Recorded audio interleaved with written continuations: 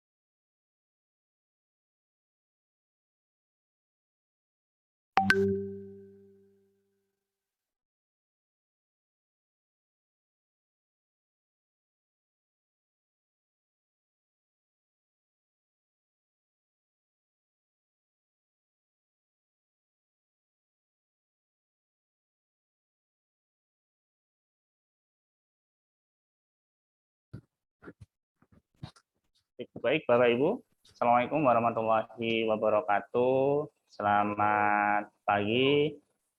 Saya ucapkan terima kasih pada Bapak Ibu yang telah bergabung pada pagi hari ini.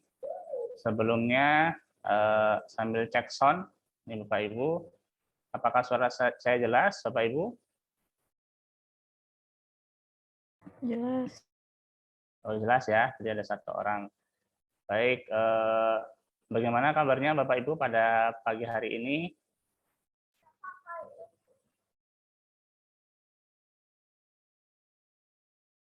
Oh, sepertinya masih hening nih, kayaknya sepertinya masih pagi. Mungkin sebelum kita mulai, ini Pak Muklas sudah bergabung juga di tengah-tengah kita. Assalamualaikum Pak Muklas. Waalaikumsalam warahmatullahi wabarakatuh. Waalaikumsalam. Terima kasih, Mas. Bagaimana kabarnya, Pak? Ya, alhamdulillah baik. Ini background saya nih Nanti kalau nggak jelas, ini aja di off aja. dimatikan saja ya. Ya, itu nggak kelihatan nih pancarannya Pak Muklas nih. Siap. Oke, baik, kita akan mulai acara pada pagi hari ini.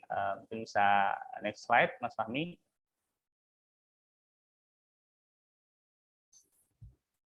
Ini adalah agenda pada pagi hari ini.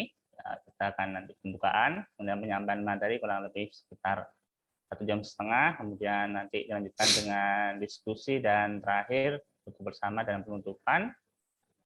Next slide.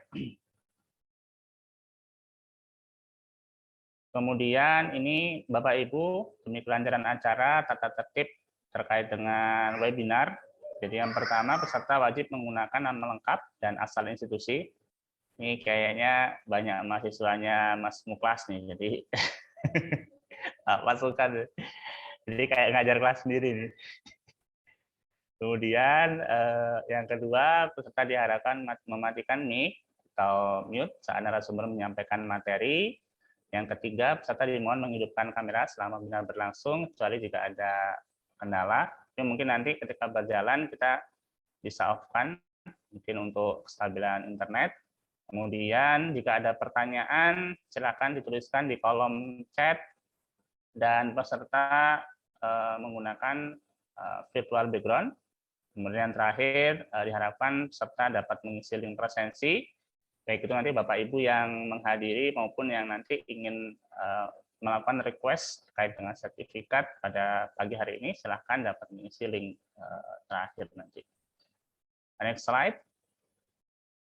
Jadi ini terkait, saya akan sedikit overview terkait dengan Astronesia Consulting. Jadi merupakan lembaga konsultan di bidang penelitian dan publikasi jurnal ilmiah, dan Astronesia ini berkomitmen untuk menjadi mitra belajar, terutama di 3 bidang inti, jadi di bidang pertanian, biologi, dan kesehatan. Jadi pada pagi hari ini kita bidang ilmu gizi, jadi kita masuk bidang kesehatan. Next. Kemudian ada 3 core values yang dimiliki Astronesia. Yang pertama integrity, kemudian inspiration, dan collaboration. Jadi kami membuka peluang sebesar-besarnya untuk melakukan kolaborasi. Kemudian klien kami dari kalangan mahasiswa, kemudian baik itu S1, S3, dosen, peneliti, dan dari instansi pemerintah maupun non-pemerintah. Kemudian ini beberapa layanan. Jadi yang pertama kita ada translasi bentuk abstrak maupun paper, jadi dari bahasa Indonesia ke bahasa Inggris, bisa juga dalam bentuk terjemahan juga dari Inggris ke Indonesia. Kemudian yang kedua ada pendampingan untuk manuskrip jurnal, ini bisa dalam bentuk substansial content editing, kemudian ada proofread, kemudian ada layouting, tujuan, kemudian ada pendampingan penulisan artikel hingga terbit. Kemudian layanan yang ketiga, ada desain presentasi. Jadi Bapak Ibu yang tertarik untuk membuat desain presentasi lebih baik, untuk presentasi seminar, sidang, ataupun untuk conference, ataupun bisa juga untuk professional presentation.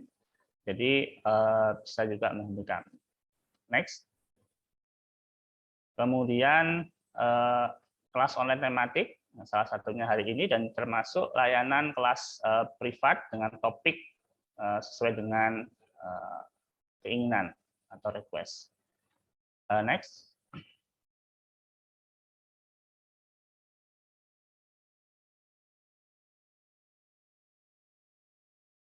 Kemudian ada kelas yang telah dilaksanakan oleh Excelnesia dari mulai tahun lalu, ini sekarang juga masih banyak lagi kelasnya, bisa dilihat di Instagram kami. Next.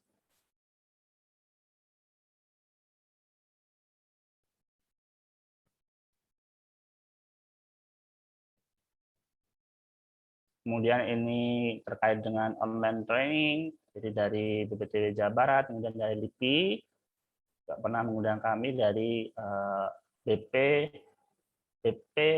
ya, C2 P2 TOT, Litbangkes dari Karanganyar. Terakhir kemarin dari BPPT.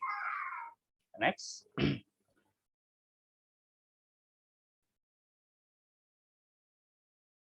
Oke, ini overview terkait dengan layanan peserta di tahun 2021.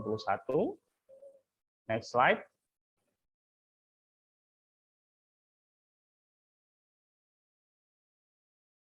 Oke, ini nanti, jadi setelah hari ini Bapak Ibu, kita akan adakan kelas sifatnya lanjutan. Jadi hari ini merupakan kelas pengenalan, dan nantinya akan ada kelas lanjutan yang diisi oleh Mas Muklas, sebagai biasanya Mas. Kemudian terkait dengan topik mastering sampling teknik and data analysis in nutrition research. Jadi ini merupakan sudah lanjutan bagaimana kita menggunakan aplikasi. Di aplikasi utama yang digunakan adalah SPSS untuk melakukan berapa jumlah sampel sebenarnya yang harus dilakukan, kemudian bagaimana cara untuk melakukan analisis.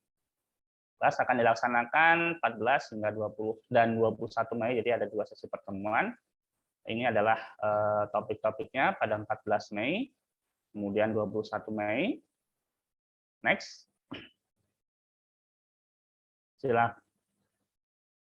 Oke. Jadi investasi sebesar 150.000 untuk 2 sesi. Sebenarnya harga lead-board-nya 200.000, tapi kami berikan diskon hingga 7 Mei hanya 150.000 untuk 2 kelas. Jadi dijamin insya Allah setelah mengikuti kelas itu memahami betul bagaimana teknik sampling, kemudian bagaimana untuk melakukan analisis atau terutama di bidang ilmu gizi. Next.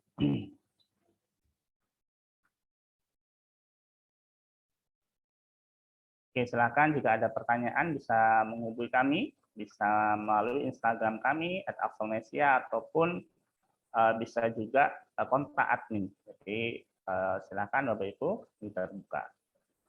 Baik, mungkin sebelum kita akan mulai masuk pada materi, saya nyapa pada Mas Mukas dulu. Mas Mukas, apakah sudah ready? Baik, siap. Terima kasih, Pak Rizky. Oke, ini juga jadi host ya. Baik, saya akan sebelum memulai, saya akan membacakan CV beliau. Beliau ini merupakan lulusan dari IPB University, S1, S2, dan S3 beliau di bidang ilmu gizi. Ini saya dan beliau ini teman ini. Jadi, kemudian saat ini pengalaman kerja sebagai penanggung jawab teknis Kabupaten Dalam SSGI, dan saat ini sebagai dosen di Fakultas Kesehatan dan Universitas Singapura Bangsa Karawang. Kemudian penghargaan dan prestasi sebenarnya cukup sangat banyak Bapak Ibu, tapi ini saya mengambil beberapa yang teratas terbaru. Salah satunya adalah beliau sebagai awardee PMDS2 BS2 Kemenristek Dikti, kemudian juga ada inventory di 111 inovasi prospektif Indonesia. Kemudian beliau juga lulusan terbaik program doktoral IPB, dan paten, menemu paten terkait dengan terdaftar dengan judul ekstraksi propolis dengan air dan formulasinya menjadi permen sebagai anti emesis. Kemudian lulusan terbaik juga di bidang ekologi manusia IPB, dan ini yang terbaru beliau sebagai top 10, jadi top 10 trio score by Sinta Unsika. Jadi insya Allah terkait dengan publikasi beliau, kemudian kiprah beliau di bidang ilmu gizi tidak diragukan lagi.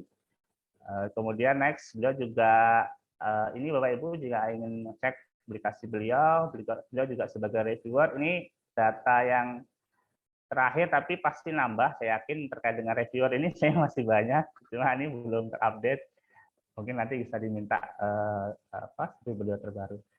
Jadi silahkan Bapak Ibu, mungkin mahasiswa-mahasiswa Pak Muklas, jadi bisa disimak. Ini kalau ikut hari ini, apakah masuk SKS kuliah Pak Muklas? Masuk. Masuk absen, Mas. Masuk absen, jadi ya, jadi ini istilahnya mereka belajar, jadi kolaborasi dengan antar lembaga. Baik, silakan Pak Muklas, kami persilakan. Baik, terima kasih Mas Rizky atas kesempatannya dan undangannya. Ini Pak Dokter juga sebenarnya, Pak Dokter Rizky yang sudah berkecimpung banyak sekali nih kegiatannya. Ada juga dari kalau tidak salah terakhir itu ini ya, sertifikasi produk atau Ya, apa ya Mas ya? sertifikasi SNI produk. Iya, SNI. Mantap sekali nih, luar biasa. Ya, siap. Makasih Pak Rizky. Baik, saya akan coba untuk memulai. Oke, semoga PowerPoint saya sudah terlihat. Dan nanti mohon diinfokan jika PPT-nya tidak bergerak. Ya, kadang dia tidak bergerak. Oke, sudah terlihat. Oke.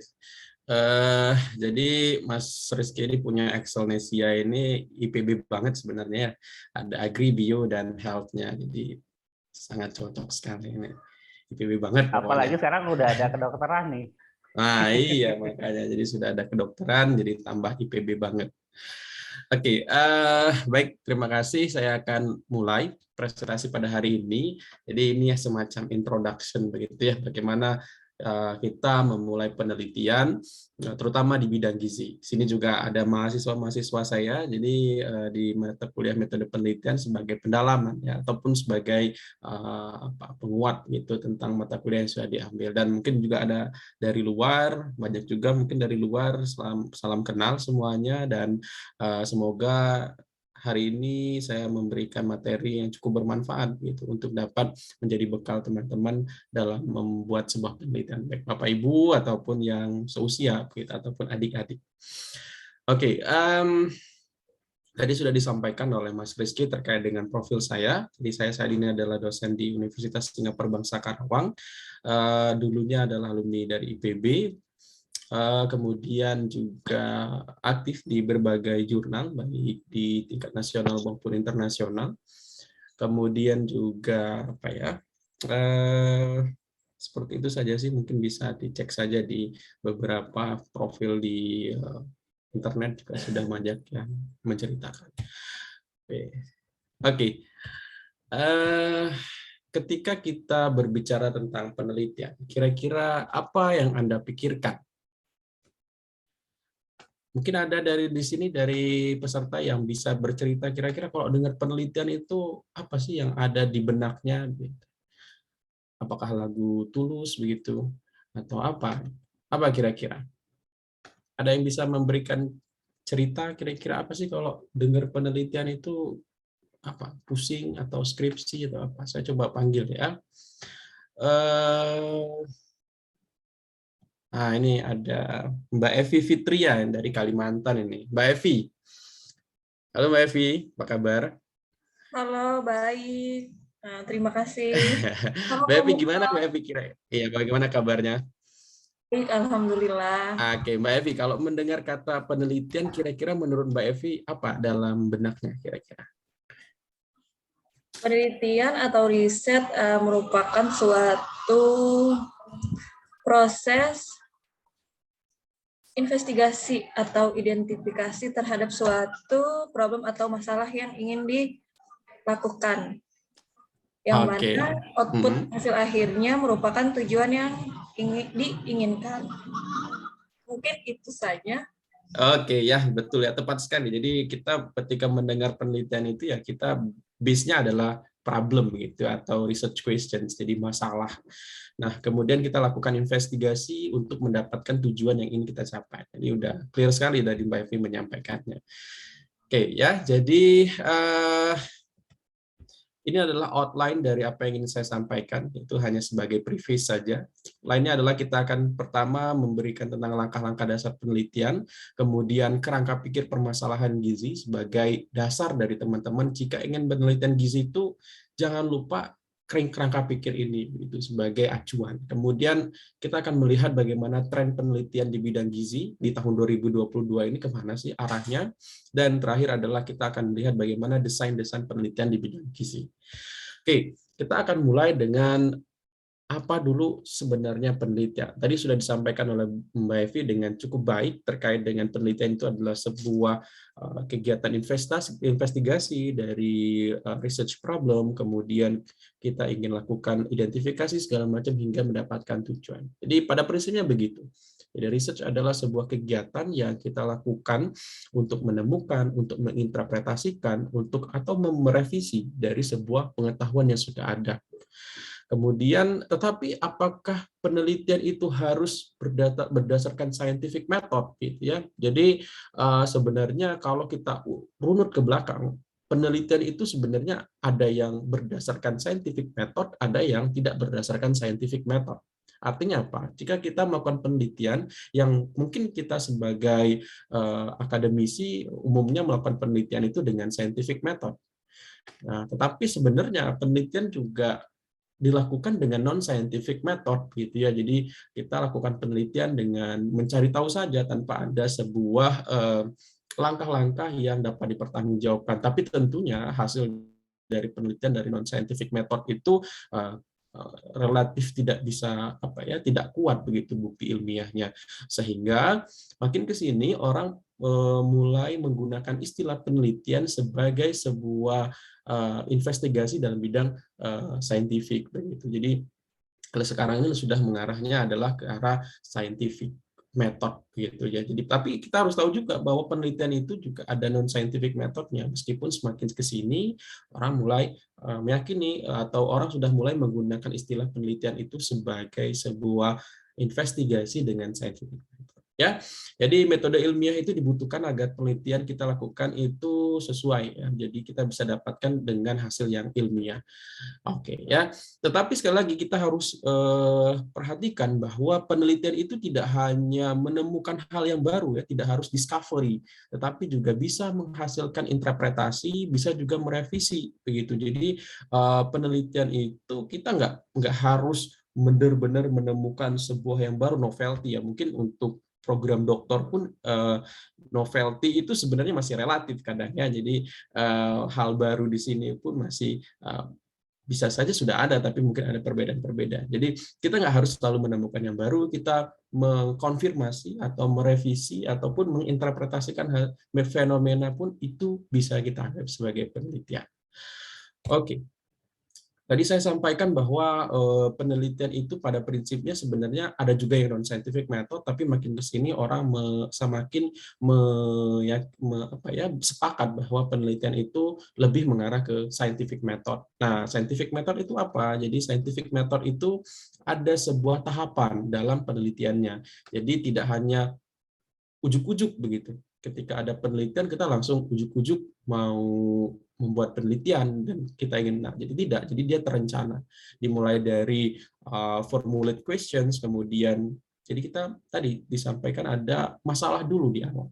Jadi nanti kalau buat background ya, membuat latar belakang penelitian tanpa ada masalah di latar belakang penelitian itu akan menjadi pertanyaan sekali. Jadi teman-teman ketika membuat skripsi misalnya, kemudian ada bagian pendahuluan tapi tidak ada masalahnya yang dimunculkan di pendahuluan, itu akan tentunya jadi permasalahan. Apa masalahnya kok mau membuat penelitian ini? Karena pada prinsipnya sebuah penelitian itu akan berangkat dari research questions atau pertanyaan penelitian terkait dengan masalah yang akan diselesaikan. Begitu ya. Oke, kemudian baru muncullah hipotesis. Kita ingin menduga apa begitu, kira-kira apa hubungan antara frekuensi mengonsumsi makanan yang dipesan online dengan obesitas misalnya. Jadi pertanyaannya mungkin tadi kira-kira ada hubungan tidak. Nah, asalnya itu adalah di permasalahan. Jadi orang mungkin semakin banyak menggunakan jasa pesan makan antar online begitu. Kemudian mungkin yang dipesan itu relatif tinggi energi kah, atau relatif banyak rendah serat atau rendah zat gizi lain, sehingga mungkin berhubungan dengan munculnya obesitas. Baru kita kumpulkan data, kita analisis, kemudian kita diseminasikan, kita komunikasikan hasil penelitian kita. Begitu ya. Itu adalah terkait dengan penelitian. Oke, jadi tujuan penelitian tadi disampaikan tidak hanya sebatas discovery. Kita tidak hanya sebatas menemukan penelitian itu ada hal yang baru sekali, tidak. Jadi ada juga mendescribe sebuah features, jadi kita menggambarkan saja kira-kira apa yang terjadi begitu, atau kita menjelaskan fenomena.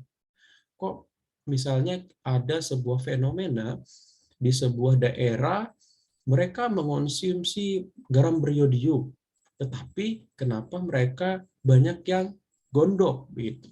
Ini kan gizi banget ya. Jadi kita harus bisa menjelaskan fenomena ini ada apa begitu. Kok harusnya kan dengan yodium yang cukup dia tetap dia bisa mencegah gondok misalnya. Nah, penelitian mungkin bisa menjelaskan, oh ternyata ada zat gizi lain yang juga kurang gitu, misalnya selenium. Jadi selenium ini juga, jadi gondok itu ternyata tidak hanya sebatas yodium gitu. Ternyata untuk membuat hormon tiroid itu aktif juga butuh selenium. Nah, itulah peran dari penelitian, how to explain the phenomenon. Kemudian kita kira-kira bisa memprediksi masa depan itu bagaimana. Jadi ada banyak penelitian-penelitian yang menggunakan proyeksi, itu dia menggunakan data series beberapa tahun ke belakang, kemudian diproyeksikan ke depan itu bagaimana. Jadi kita mungkin bisa memproyeksikan jumlah orang obes di Indonesia di tahun 2045 itu berapa banyak, atau jumlah diabetes di Indonesia itu berapa banyak di tahun yang akan datang. Ya. Kemudian baru mungkin bisa mempengaruhi aktivitas. Jadi ini relatif lebih umum. Dan sekali lagi saya sampaikan bahwa tujuan penelitian tidak hanya sebatas discovery, tapi juga atau invention ya. Jadi tapi kita juga menginterpretasikan, mengonfirmasi, itu juga kita sebutkan sebagai penelitian. Apalagi teman-teman mungkin masih ada yang skripsi begitu ya. Jadi itu kan tahapannya adalah kita belajar meneliti sehingga novelty itu mungkin tidak terlalu ditutup. Oke, tadi sudah disampaikan bahwa research itu adalah sebuah sebuah kegiatan yang terencana, terstruktur. Kemudian ada satu hal penting yang harus kita pahami, bahwa research itu tetapi harus memenuhi gap of knowledge. Jadi penelitian yang baik adalah penelitian yang akhirnya bisa berkontribusi terhadap penelitian. Maksudnya bagaimana? Jadi misalnya saya propolis misalnya. Jadi kita udah tahu tuh di propolis itu sehat, aman begitu ya. Tetapi ada sebuah gap di mana kita merasa propolis itu memang bagus untuk imun misalnya. Tetapi kenapa ada laporan yang menunjukkan bahwa propolis malah menyebabkan hambatan pertumbuhan pada fetus misalnya. Jadi kan kayak kontradiktif gitu. Harusnya dia bagus, tetapi kenapa pada fetus itu dia tidak mendukung, gitu malah menyebabkan rejection. Nah di sini kita dengan penelitian yang bagus kita bisa melingkan kok bisa antara imunitas yang baik dengan adanya rejection pada fetus atau penolakan pada fetus. Jadi kita bisa menjawab, oh ternyata kalau imunitasnya terlalu dipacu terlalu tinggi, itu justru malah menyebabkan cikal bakal janin itu malah ditekan, dibuang, dianggap sebagai benda asing sehingga di reject oleh sistem imunitas tubuh. Begitu. Jadi nanti ada namanya SOTA. Teman-teman ketika penelitian mungkin nanti pada saat S2 atau S3 begitu, Bapak Ibu yang S2 S3 pasti sangat familiar dengan istilah SOTA ini, state of the art. Jadi agar tahu gap penelitian, maka kita harus tahu posisi penelitian itu kita di mana. Jadi kalau misalnya di bidang gizi, hubungan antara aktivitas fisik dengan obesitas, kita pasti udah paham, udah banyak banget informasi-informasi mengenai ini. Gapnya mungkin udah sangat jarang begitu ya, karena kita udah tahu posisi aktivitas fisik dengan obesitas pasti punya direct impact ya. Jadi ada hubungan yang secara langsung yang hampir semua orang confirm gitu, sampai semua researcher setuju bahwa kalau aktivitas fisiknya rendah maka akan memicu obesitas. Nah, kalau yang lain-lain misalnya kita akan melihat bagaimana kita akan mau tahu posisi misalnya penelitian terkait penggunaan moringa misalnya ya, moringa kan udah banyak tuh informasinya tentang atau apa moringa itu bahasa Indonesianya daun kelor. Jadi dengan adanya kita mempelajari SOTA-nya, artinya kita harus tahu posisi moringa terhadap yang ingin kita teliti itu berada di mana. Kita ingin tahu hubungan moringa dengan osteoporosis, misalnya bagaimana pengaruh moringa terhadap pencegahan osteoporosis. Maka kita harus tahu dulu posisi moringa dalam penelitian secara umum itu bagaimana dan potensinya terhadap osteoporosis. Maksudnya apa? Jadi kita harus tahu dulu fungsi-fungsi moringa apa saja, kemudian kita lihat lagi moringa itu potensinya dalam mencegah osteoporosis itu bagaimana. Jadi apakah moringa dapat memicu pertumbuhan sel tulang, apakah moringa dapat berkontribusi terhadap kadar kalsium, apakah moringa dapat mencegah pekerjaannya osteoklas begitu. Jadi panjang, sehingga dengan kita tahu posisi-posisi ini maka kita akan sangat mudah menjawab ketika nanti ada ujian segala macam ya atau apa.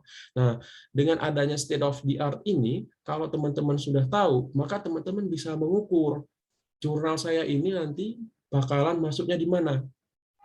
Kalau kira-kira dari state of the art kita udah tahu, alah hasil penelitian saya ini mah cuma melengkapi, misalnya melengkapi dalam artian udah ada gitu, hanya nambah-nambahin aja.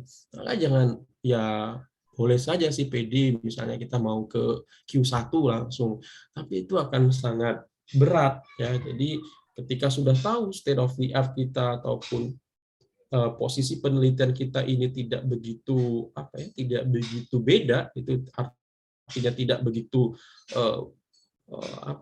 krusial banget di sebuah penelitian, maka kita harus mungkin mundur gitu, bukan mundur dalam artian nggak submit jurnal gitu ya, tapi tetap kita mungkin cari kualitas yang lebih bawah, atau entah Q3, Q4 ataupun coba untuk nasional, mungkin Sintanya mungkin Sinta relatif lebih bawah begitu. Jadi kadang orang bertanya, ini data saya cukup tidak untuk jurnal dipublish di Q2 misalnya. Nah, sebenarnya bukan jumlah data yang menentukan, jumlah data juga menentukan, tetapi yang utamanya adalah yang menentukan data kita itu cukup atau tidak untuk dipublish adalah apakah dari data ini kita menjawab pertanyaan penelitian yang berkualitas. Misalnya gini, kalau datanya cuma satu, tetapi hasil data ini benar-benar bisa menjawab pertanyaan penelitian yang orang selama ini nggak tahu, maka berani saja ke Q1. Tapi meskipun datanya banyak, misalnya penelitiannya adalah faktor risiko obesitas sentral, misalnya, itu kan udah banyak tuh penelitian. Data kalian tuh banyak juga tuh, ya banyak sekali. Ada apa itu, tapi kan kebaruannya atau sotanya posisinya itu nggak terlalu krusial, sehingga mungkin agak berat gitu, kecuali teman-teman nanti jumlah sampelnya banyak segala macam juga mempengaruhi ya. Tapi pada prinsipnya jika teman-teman ingin mengukur apakah penelitiannya ini layak tidak dipublish di tingkat misalnya Q1, Q2 atau berapa, maka lihatlah posisi dari research question penelitian teman-teman. Apakah research question-nya itu bisa menjawab pertanyaan besar penelitian atau pertanyaannya sudah terjawab sebenarnya. Kalau pertanyaannya sudah terjawab, maka ya harus ini ya harus bisa bahasa kasarnya mungkin tahu diri gitu ya, tapi itulah ya. Jadi demikian itu terkait dengan SOTA. Oke, sampai di sini karena ini mungkin seperti kelas ya, bukan webinar, jadi relatif santai saja. Jika ada yang mau ditanyakan silakan. Nanti ada ini ya sesi sendiri ya. Oke, kita lanjutkan saja. Kemudian ini adalah langkah-langkah penelitian. Jadi sebenarnya langkah-langkah penelitian di bidang gizi, di bidang kesehatan secara umum relatif sama ya, kurang lebih ya. Dimulai dari identifying the problem, bagaimana kita mengidentifikasi masalah. Makanya tadi saya sampaikan, jika membuat background atau pendahuluan penelitian itu tanpa adanya problem, ya, maka akan menjadi pertanyaan besar sekali. Ngapain ada penelitian kalau problemnya tidak ada?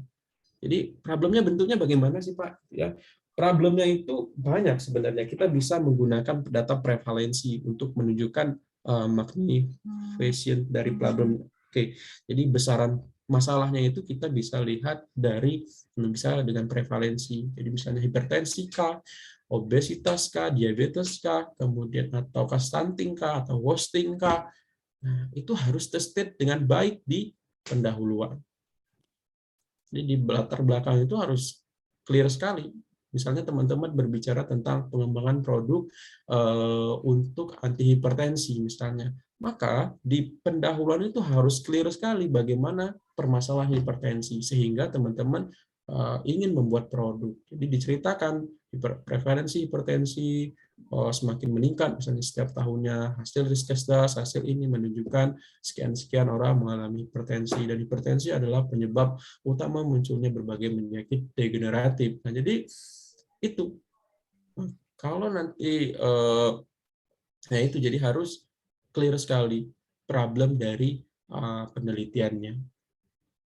Gimana Pak kalau saya hanya mau-mau aja, mau-mau saya aja tuh mau buat penelitian tanpa ngurusin problem, ya silakan saja gitu. Tapi ketika teman-teman akan membawanya pada forum ilmiah, tentu ini akan menjadi pertanyaan.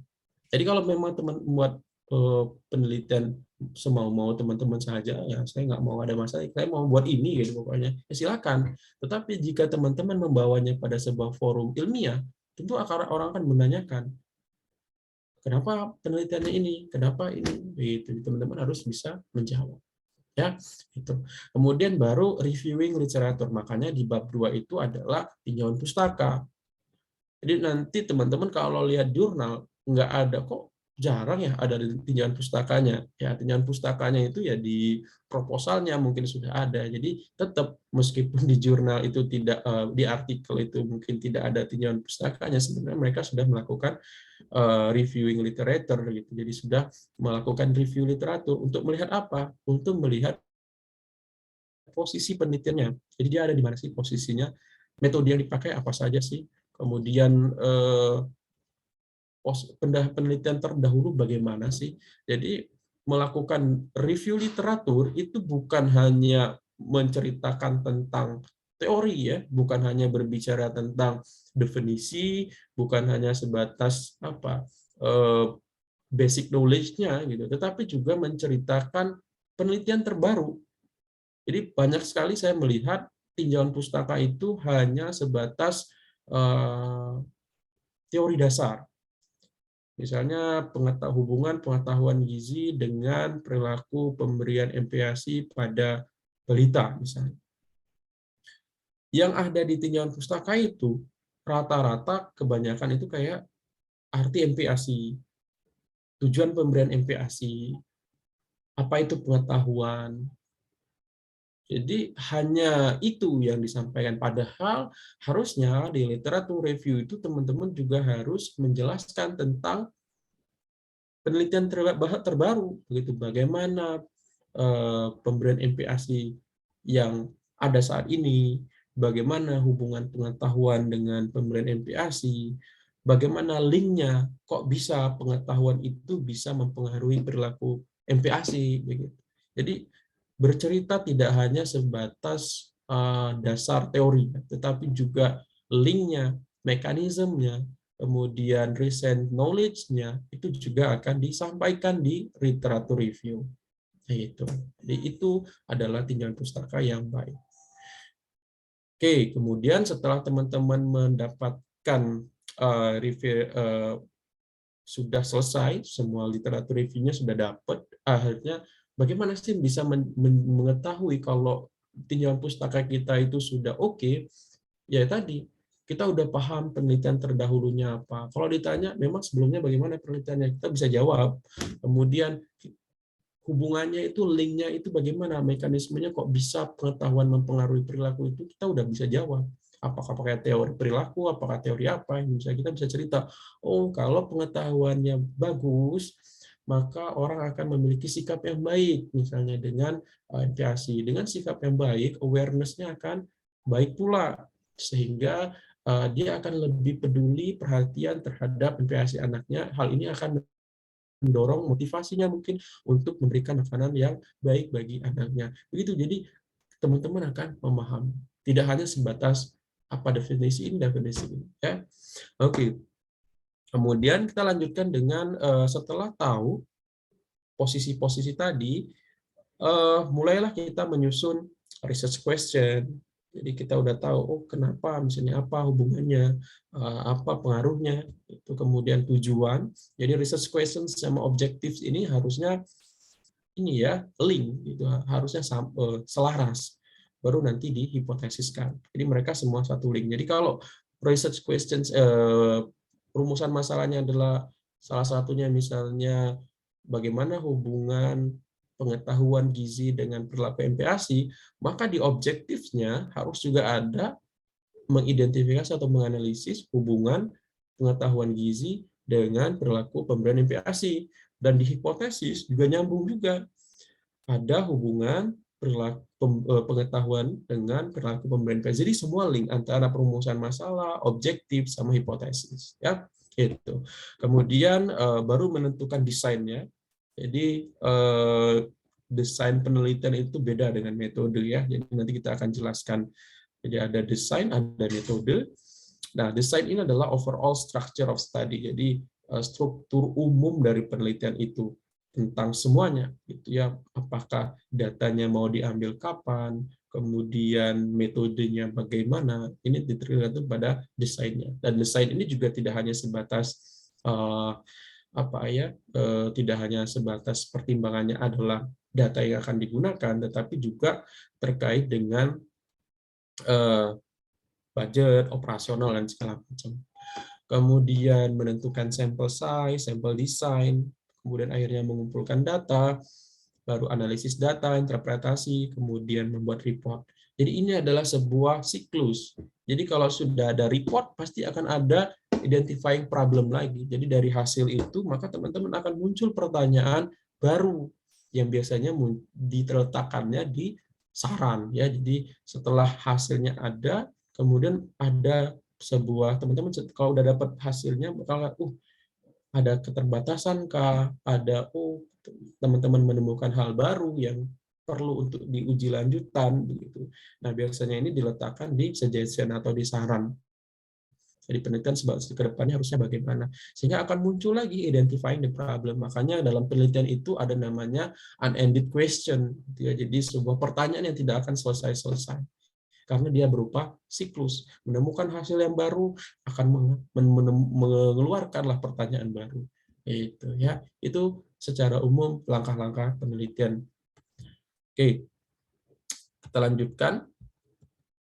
Ini adalah apa ya? Ini kalau ini versi internasionalnya, kalau ini versi lokalnya. Jadi kurang lebih sama sebenarnya, diawali dengan masalah, pasti diawali dengan masalah dulu, baru nanti sampai akhirnya mendapatkan kesimpulan dan mungkin memunculkan masalah lagi. Jadi ini ada sebuah siklus. Dan ini perlu kita lihat ada metode deduksi sama induksi. Teman-teman mungkin akan memahami gini ya. Jadi deduksi itu maksudnya adalah dari hal umum kemudian ditarik ke hal-hal spesifik. Kalau induksi dari hal spesifik akan ditarik ke hal yang umum. Contohnya begini. Kalau deduksi, misalnya teman-teman mendapatkan sebuah hasil penelitian yang menunjukkan bahwa konsumsi serat berhubungan dengan menurunnya risiko NCDs atau non-communicable diseases. Nah, dari situ, ini kan general ya, bagaimana serat dapat menurunkan risiko NCDs.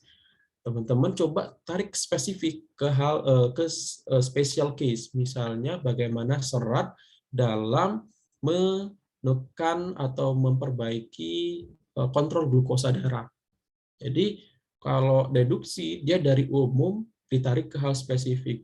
Jadi serat ini ternyata bisa mencegah NCDs. Nah, teman-teman mulailah berpikir kira-kira kalau pada DM gimana gitu. Dia perbaikannya terhadap kontrol glukosa darah bagaimana? Gitu ya. Nah, beda dengan induksi. Jadi kalau induksi itu dia dari spesifik ke general. Ya, jadi misalnya ada penelitian Torbangun. Misalnya teman-teman tahu nih ya, di Torbangun itu ada, mungkin saya tanya nih, Torbangun ada yang tahu fungsinya untuk apa Torbangun? Atau bangun-bangun? Untuk ada yang tahu? Torbangun itu untuk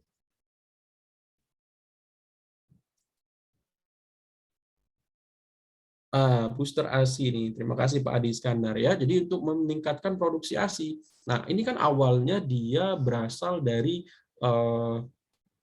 suku Simalungun kalau tidak salah di daerah Sumatera Utara.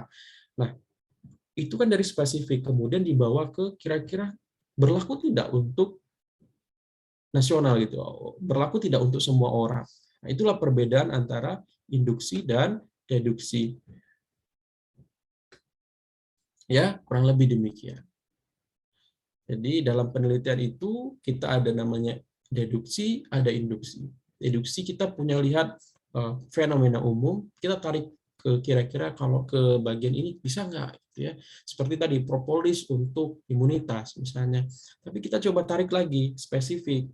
Kalau imunitasnya pada ibu hamil cocok tidak? Karena teori sebelumnya menunjukkan kalau imunitas berlebih pada kondisi hamil itu dapat memberikan negative outcomes gitu ya, bisa keguguran ataupun menghambat pertumbuhan gitu. Itu adalah metode deduksi. Kemudian kalau induksi tadi ya, dia ada di sebuah daerah yang spesifik tapi kita mau tarik. Makanya penelitian Pak Rizal Damandi gitu ya, Prof. RD akhirnya menarik itu gitu untuk secara umum. Kira-kira untuk masyarakat luas benar tidak ASI itu dapat memicu Torbangun itu dapat sebagai booster ASI. Oke, itu ya. Itu terkait dengan langkah-langkah penelitian. Ini sama sebenarnya. Jadi diawali dengan rumusan masalah sampai menyusun laporan. Oke, itu terkait dengan langkah-langkah penelitian. Sekarang kita akan berpikir ke ide penelitian. Ya. Jadi kadang kita ide ini kan gampang-gampang susah. kayaknya mudah, kadang susah, gitu ya, dan harus disesuaikan dengan stratanya terkadang ya. Oh, strata 1 mungkin idenya bagaimana, strata 2 bagaimana, strata 3 juga bagaimana. Dan memang tadi gampang-gampang susah. Tetapi mudahnya adalah ketika teman-teman topiknya adalah permasalahan gizi, maka jangan sampai jauh-jauh dari kerangka pikir ini. Ini adalah conceptual framework dari malnutrition yang dikeluarkan oleh UNICEF. Kalau kita mau berbicara tentang masalah gizi ya dalam artian malnutrition ya, maka jangan jauh-jauh. Kita mikirnya adalah daerah sini gitu. Entah kita mau bergeraknya di underlying causes, entah kita mau bergeraknya di immediate causes atau ke basic causes. Jadi dengan begitu akan terarah dan nggak aneh-aneh begitu. Jadi kalau mau mencari teman-teman yang skripsi misalnya, mau melihat hubungan stunting dengan apa misalnya, bisa dilihat di sini. Oh, kira-kira dengan akses pangan keluarga yang contohnya nih, akses pangan keluarga, kalau akses pangan keluarga saja mungkin udah umum sekali ya. Nah, kita coba spesifikkan, kira-kira akses pangan keluarga pedagang kaki lima misalnya. Itu kan unik ya. Jadi bagaimana hubungan stunting dengan akses pangan keluarga pedagang kaki lima selama pandemi. Nah, ini bimbingan saya demikian. Jadi meskipun relatif relatif standar idenya, tetapi karena ditambah pedagang kaki lima, pandemi, itu menjadi hal yang unik. Karena kita tahu selama pandemi ada pembatasan sosial yang membuat pedagang kaki lima mungkin nggak bisa menjual dagangannya, kemudian akses pangannya menjadi sehingga income mereka menurun, sehingga kemampuan mereka untuk membeli makanan dari keluarganya itu menurun, dan itu mungkin juga akan mempengaruhi asupan gizi si balita, gitu ya. Kemudian mau melihat kira-kira kalau mau lebih besar gitu, mau lebih luas ya, bagaimana pengaruh visi misi pemerintah dalam penanggulangan, bagaimana misalnya keselarasan kebijakan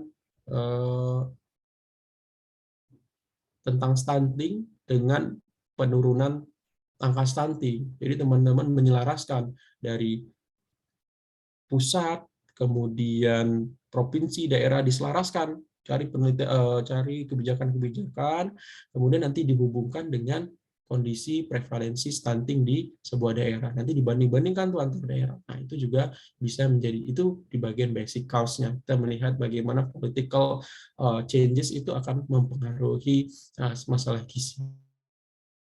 Atau bisa juga ke health service atau healthy environment. Jadi ide penelitian itu bisa berasal dari sini, tetapi tidak langsung aja ya. Jadi langsung demikian karena pasti ini akan sudah sangat teruji begitu. Sehingga teman-teman perlu ada modifikasi di sana, perlu ada deduksi ya. Jadi perlu ada nyari spesifik-spesifik yang berbeda-bedanya agar menjadi unik.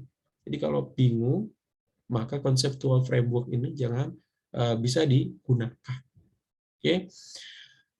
Tetapi kita harus perhatikan bahwa conceptual framework ini sebenarnya adalah kondisi undernutrition ya sebenarnya. Jadi kalau kondisinya adalah obes, mungkin kita perlu modifikasi. Jadi kan kita tahu ya, obes itu juga pengaruhnya adalah aktivitas fisik nih. Tapi kok di sini tidak ada aktivitas fisiknya, karena sekali lagi bahwa conceptual framework di sini adalah dasarnya adalah undernutrition, jadi kekurangan gizi, dan aktivitas fisik lebih ke excessive energy intake, jadi tidak pas begitu di sini. Tapi kita perlu modifikasi. Begitu. Itu terkait dengan kerangka permasalahan gizi. Kemudian kita akan coba melihat bagaimana tren penelitian di bidang gizi. Jadi ini dari Carey Health Nutrition Institute saya ambil. Jadi ada 10 tren dalam bidang kesehatan dan gizi di tahun 2022. Yang pertama itu adalah plant-based future, jadi semuanya sekarang itu ngarahnya ke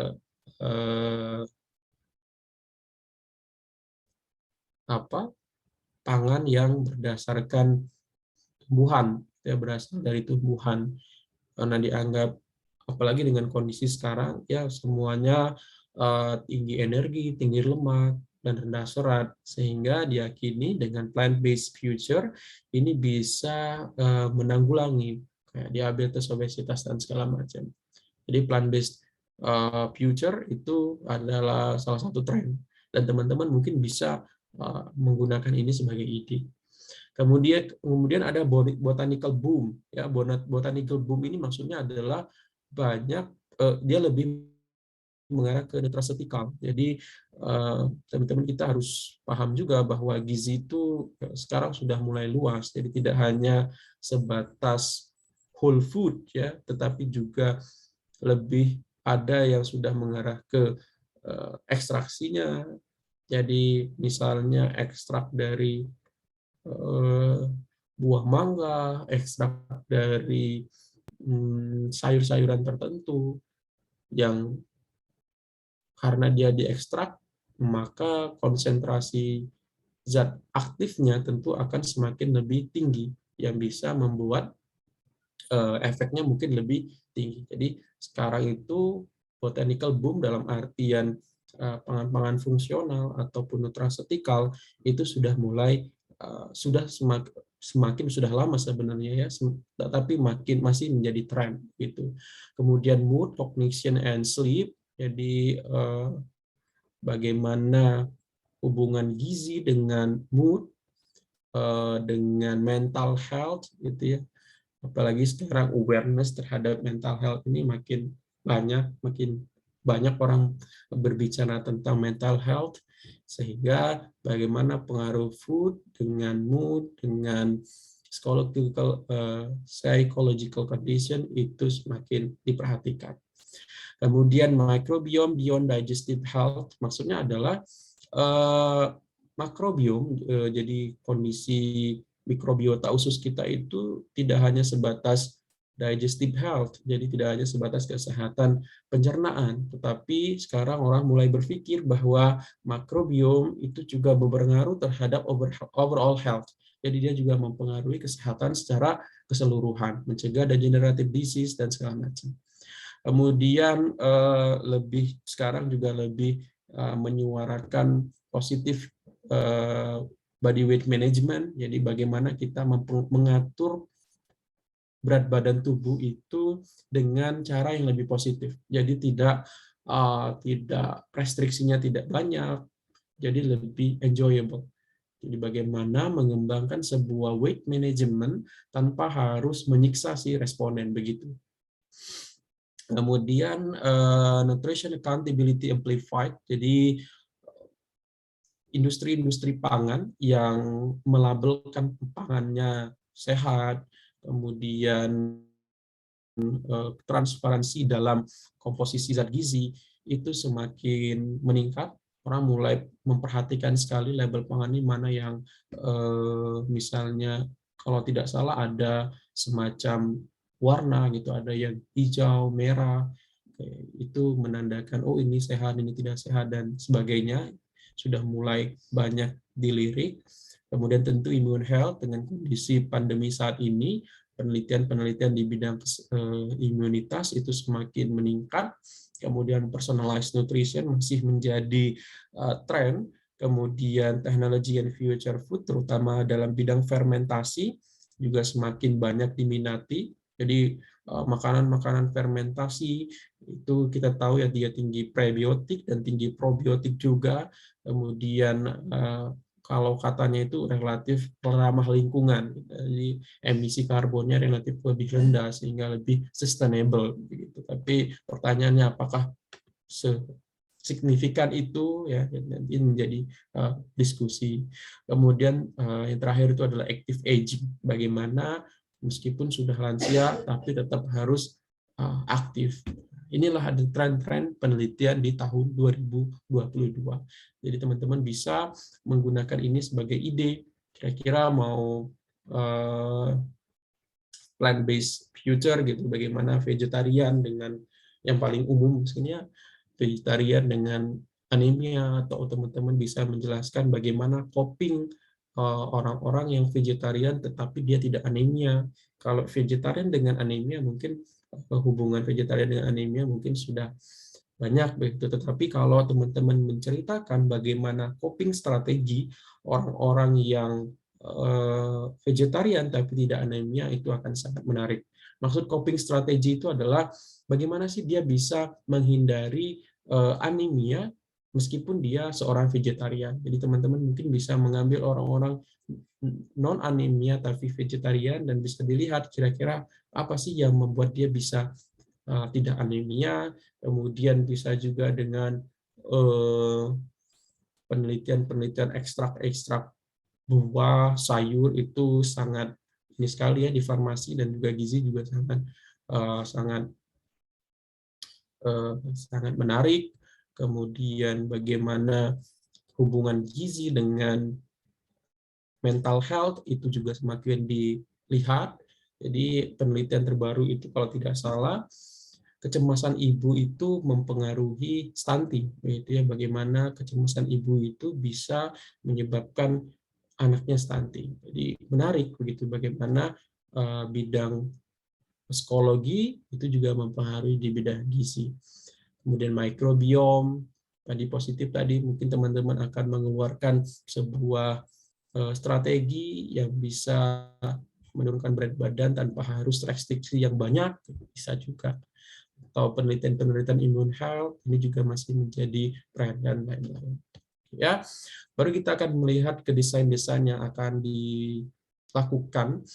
Semoga waktunya cukup, tapi insya Allah cukup ya. Jadi selain tadi yang sudah saya sampaikan ada 10 ini, tetapi basic problem dari masalah gizi di Indonesia itu juga masih menjadi tren seperti obesitas, kemudian NCDs, local food, stunting, anemia, kemudian hubungan gizi dengan genom itu tentunya masih menjadi hal yang sangat menarik untuk diteliti.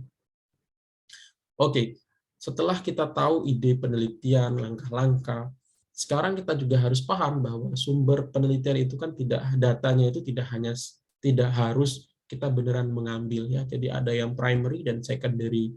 Kalau primary itu benar-benar kita yang ngambilnya first hand report, sedangkan kalau secondary itu sudah second hand report berarti ya. Jadi sudah orang kedua, jadi sudah dilaporkan kemudian kita analisis. Jadi penelitian itu tidak harus you take the data directly gitu ya, tapi bisa juga dengan indirectly. Sekarang kita akan membahas tentang perbedaan desain dengan metode. Jadi terkadang antara desain dan metode ini sering ditukarkan, mana desain, mana metode, padahal dua istilah ini relatif berbeda. Pada prinsipnya, bahwa desain itu adalah sebuah overall structure, jadi struktur utama umum dari penelitiannya. Jadi dari mulai background, dari mulai waktu, tempat, sample size, kemudian metode yang mau dipakai, itu adalah desain. Jadi bagaimana teman-teman mendesain penelitian secara umum, itu desain. Sedangkan metode itu adalah way-nya, cara untuk mengambil datanya. Jadi kalau desain penelitiannya adalah misalnya aktivitas antioksidan dari buah ekstrak bunga telang misalnya. Nah, desainnya apa? Ya tentu desainnya adalah eksperimen gitu. Nah, cara ngambil datanya apa? Pakai DPPHK. Nah, itu metode. Itu apakah pakai TBARS atau pakai FRAC gitu, dan itu macam-macam. Jadi tergantung pada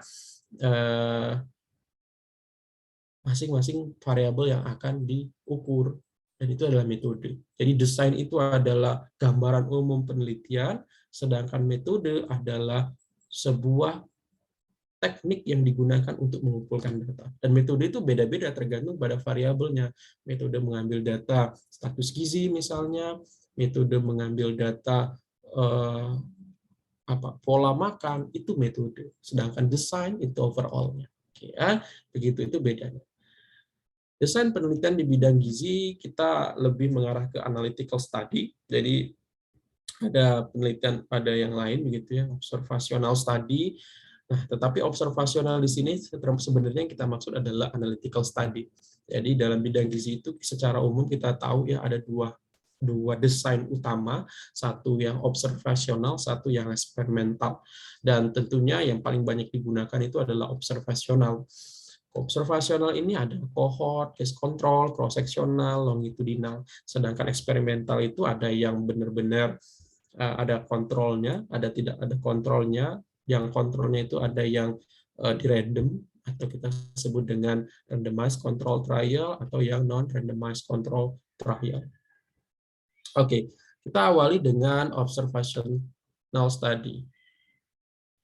Ya, jadi observational study itu ya tentunya penelitiannya tidak langsung gitu, dia tidak langsung memberikan perlakuan pada sebuah unit percobaan. Dia hanya mengamati, hanya melihat, mengambil data.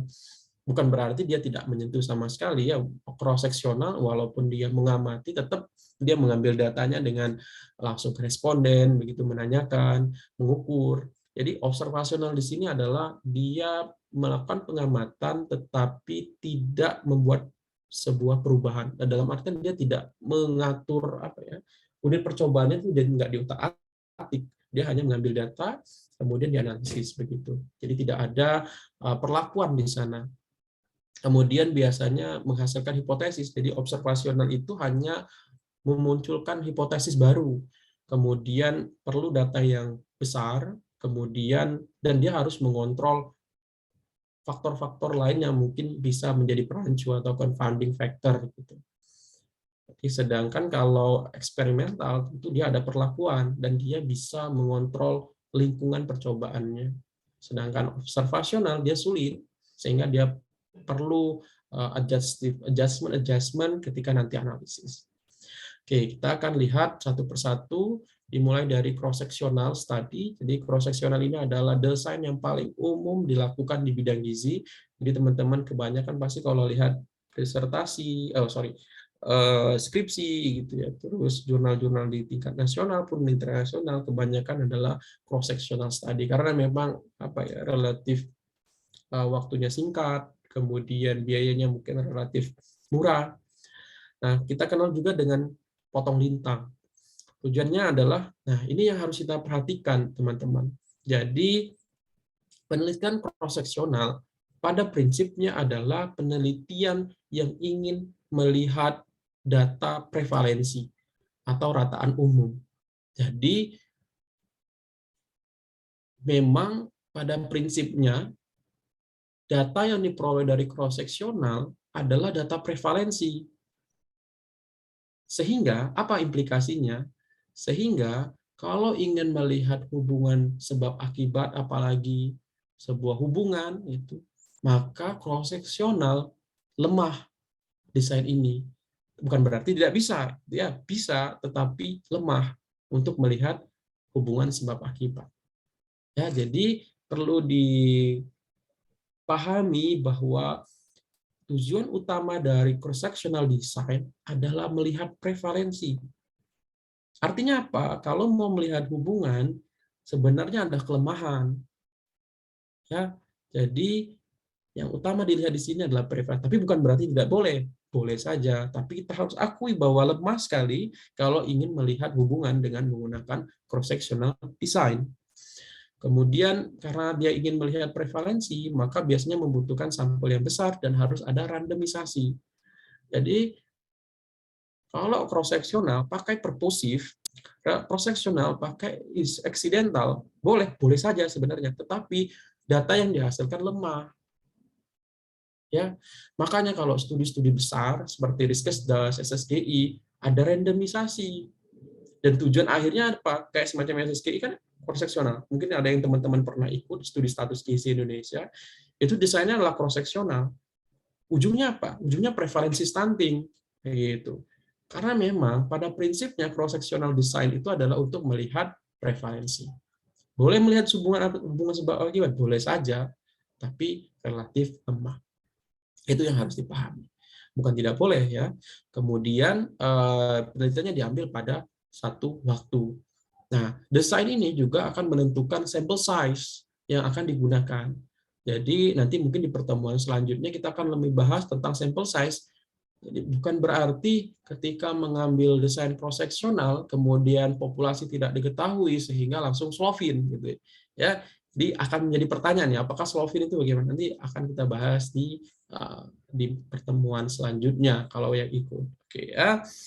Kemudian kita lanjutkan, tapi kelemahannya tadi ya, karena tadi dia potong lintang satu waktu, dia tidak bisa melihat perkembangan kasus. Apakah kasusnya ini bagaimana perjalanan penyakit, apakah betul begitu itu hubungannya demikian, karena dia ngambilnya satu waktu.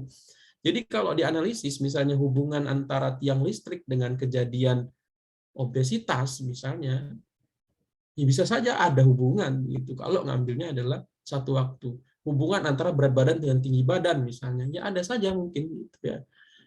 Tapi ya itu, dia karena kalau dihubung-hubungkan ada saja gitu, karena dia adalah potong lintang sehingga kita nggak bisa tahu perjalanannya bagaimana, kita nggak bisa melihat tadi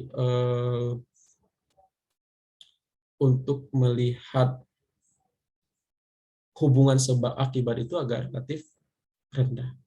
Tetapi bagusnya apa? Dia cepat, kemudian dia bisa menghasilkan prevalence, kemudian dia juga bisa menjadi sebuah dasar untuk penelitian selanjutnya, termasuk di dalamnya ada cohort dan segala macam. Oke ya, jadi itu cross sectional. Jadi data sampelnya itu satu.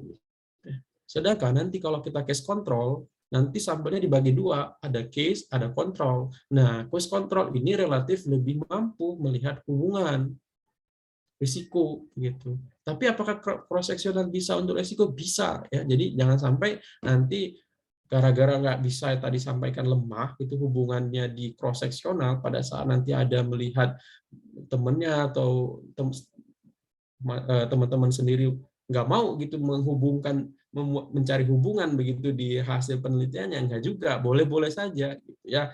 Tapi tadi harus diakui bahwa hubungannya akan lemah, begitu maksudnya ya. Kemudian case control. Nah, ini lebih bisa melihat hubungan sebab akibat. Melihat hubungan. Tetapi tadi karena dia juga bersifat retrospektif ke belakang, sehingga ada kelemahan-kelemahan juga. Jadi kalau case control dia dibagi tuh. Ada kelompok kasus, ada kelompok kontrol. Jadi kelompok kasus itu yang terpapar, kelompok kasus itu yang ada penyakitnya, kelompok kontrol itu yang tidak ada penyakitnya. Nanti di sini akan dilihat di kelompok kasus itu berapa banyak yang terpapar, berapa banyak yang tidak terpapar. Di kontrol juga sama, berapa banyak yang terpapar, berapa banyak yang tidak terpapar. Oke, kita akan lihat contohnya nanti setelah ini. Jadi kalau case control itu ya dia untuk rare kasus bisa, kemudian untuk waktunya juga cepat, sampel size-nya relatif lebih rendah, dan itu bisa menghasilkan odds ratio. Sedangkan di cross-sectional dia adalah prevalence. Jadi nanti kalau penelitiannya cross-sectional, jangan sampai prevalensi itu nggak muncul di hasil penelitiannya. Kalau case control, maka ada odds ratio. Nah, misalnya seperti ini. Prof. Ibrahim meyakini bahwa merokok merupakan penyebab utama kanker paru-paru. Prof. Ibrahim kemudian merekrut sampel yang terdiri atas orang dengan kanker paru-paru dan tidak. Masing-masing 40 orang. Jadi yang kanker itu kasus, yang tidak kanker itu adalah kontrol. Kemudian paparannya adalah merokok, tidak merokok. Jadi kankernya ada kanker, ada tidak kanker, totalnya sama 40 orang. Jadi dilihat, yang kanker ini merokoknya 32 orang, yang tidak merokok tapi kanker 8 orang. Kemudian dari yang tidak kanker, yang merokok itu 6 orang, yang merokok itu 34, nanti dihitung odds ratio-nya.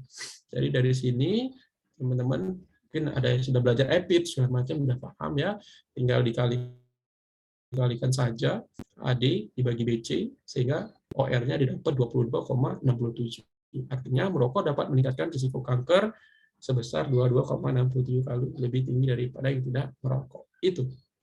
Kemudian cohort study, jadi kalau cohort ini dia mengikuti ada perjalanannya, jadi beda dengan case control dan cohort yang relatif hanya melihat dalam satu waktu, tetapi kalau cohort ini dia akan mengikuti dalam perjalanan dalam waktu tertentu. Jadi misalnya perjalanan ibu hamil dari 0 bulan sampai 9 bulan, atau anak-anak dari lahir sampai baduta, jadi diikuti terus. Itu adalah penelitian cohort. Panjang ceritanya. Nah, cohort ini bisa retrospektif, bisa juga prospektif. Retrospektif artinya ke belakang. Dia melihat data-data, misalnya kan ada KMS yang ada data-data per bulannya, nanti dia bisa melihat itu kira-kira apakah ada pengaruh, nanti akan dilihat expose yang mana yang terekspos, mana yang tidak terekspos, dengan melihat data-data berkala. Atau ke depan, gitu. Kalau ke depan, jadi dia sekarang dibaginya mana yang terekspos, mana yang tidak terekspos, nanti mau dilihat mana yang kasus, mana yang tidak kasus, sama pada prinsipnya. Tetapi kalau di cohort, dia relatif melihatnya dalam periode waktu tertentu. Jadi prospektif cohort itu dianggap sebagai golden standardnya untuk observational study. Ya. Nah, cohort study itu dia karena dia ngikuti dalam jangka waktu yang panjang, dia bisa melihat sequence dari penyakit. Kemudian dia bisa melihat multiple predictors, multiple outcome karena tadi diikuti itu, dan itu bisa menemukan banyak prediktor, banyak outcomes juga. Kemudian tetapi kelemahannya tadi waktunya yang panjang, ya, sampel size-nya juga mungkin relatif besar, dan kalau untuk penyakit-penyakit yang jarang itu sulit untuk diikuti. Kalau ini yang prospektif, ini yang prospektif bedanya. Baru terakhir itu adalah experimental design. Jadi di experimental design ini mungkin kita ada beberapa istilah yang harus dipahami. Jadi ada pre-post design, artinya kita melakukan perlakuan dengan melihat kondisi dia sebelum dengan setelah. Jadi seperti pre-post test, gitu ya. Kita ada edukasi, sebelum edukasi kita berikan pre-test, kemudian setelah edukasi kita berikan post-test, seperti itu. Kemudian ada namanya non-randomized trial, jadi dia tidak diacak. Jadi teman-teman harus pahami juga bahwa randomisasi di experimental design itu bukan randomisasi mengambil sampel, tapi randomisasi mengalokasikan sampel. Apa bedanya? Jadi kalau di cross-sectional, randomnya itu adalah kita ngambil sampel, di random, diacak, ngambil sampel siapa yang menjadi subjek di random. Jadi sudah ada kerangka sampel, kemudian diacak. Itu adalah random, cross-sectional design, ataupun cohort, ataupun case control. Tetapi untuk experimental design, kita sudah punya kriteria inklusi dan eksklusi, kita sudah punya sampelnya berapa orang yang memenuhi kriteria tersebut, misalnya kita butuh per kelompok itu 8 orang. Misalnya ada 2 kelompok, ada kontrol, ada intervensi. Berarti ada 16. Jadi kita butuh 16 orang misalnya. 16 orang, mana yang menjadi intervensi, mana yang menjadi kontrol, itu diacak.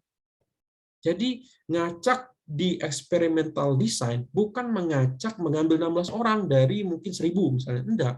16 orang ini kita udah ambil sesuai dengan kriteria kita, kemudian baru di random mana yang menjadi kontrol, mana yang menjadi intervensi. Begitu. Jadi kalau ditanya kenapa randomnya begini gitu, ya karena kita sudah punya kriteria, dan kalau kita mengacaknya dari 16 orang, dari 1000 orang misalnya, kita kan experimental design itu adalah mengatur lingkungan dengan anggapan semua sama. Oleh karena itu, kalau kita ngacaknya dari banyak orang, ya kita nggak bisa melakukan matching begitu. Kita nggak bisa membuat lingkungannya sama karena tadi randomnya dari luar. Nah, dengan kita mengambil sampel sesuai dengan kriteria kita, anggapannya adalah lingkungannya sama. Baru nanti di random untuk menjadi kontrol atau menjadi intervensi. Ya, nah ada desain dari eksperimentalnya itu yang tidak di random.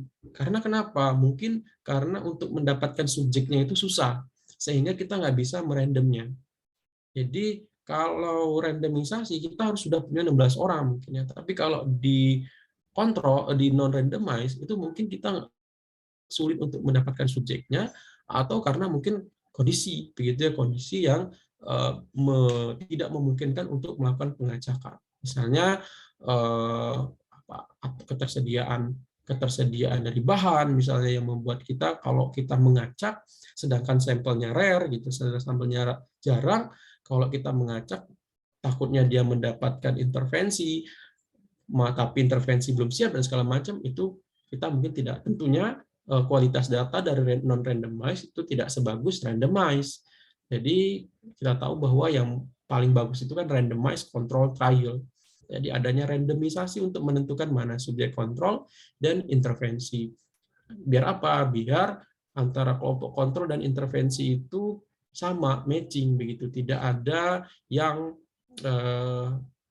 pengelompokannya itu berdasarkan subjektivitas.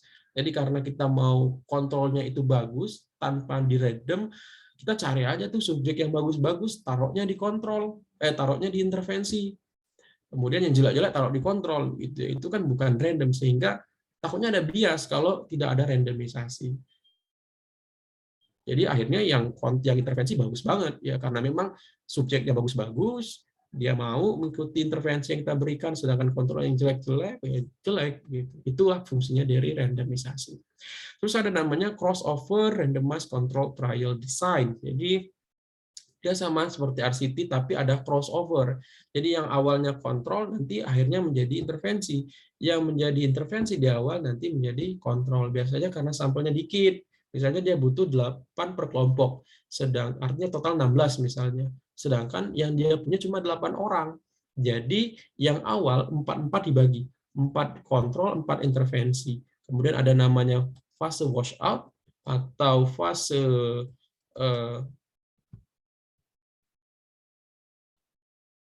periode menghilangkan treatment sebelumnya, baru kemudian yang awalnya kontrol menjadi intervensi, yang awalnya intervensi menjadi kontrol. Jadi jumlah sampelnya menjadi 8, meskipun jumlah orangnya ada 8 untuk semuanya. Nah gitu ya.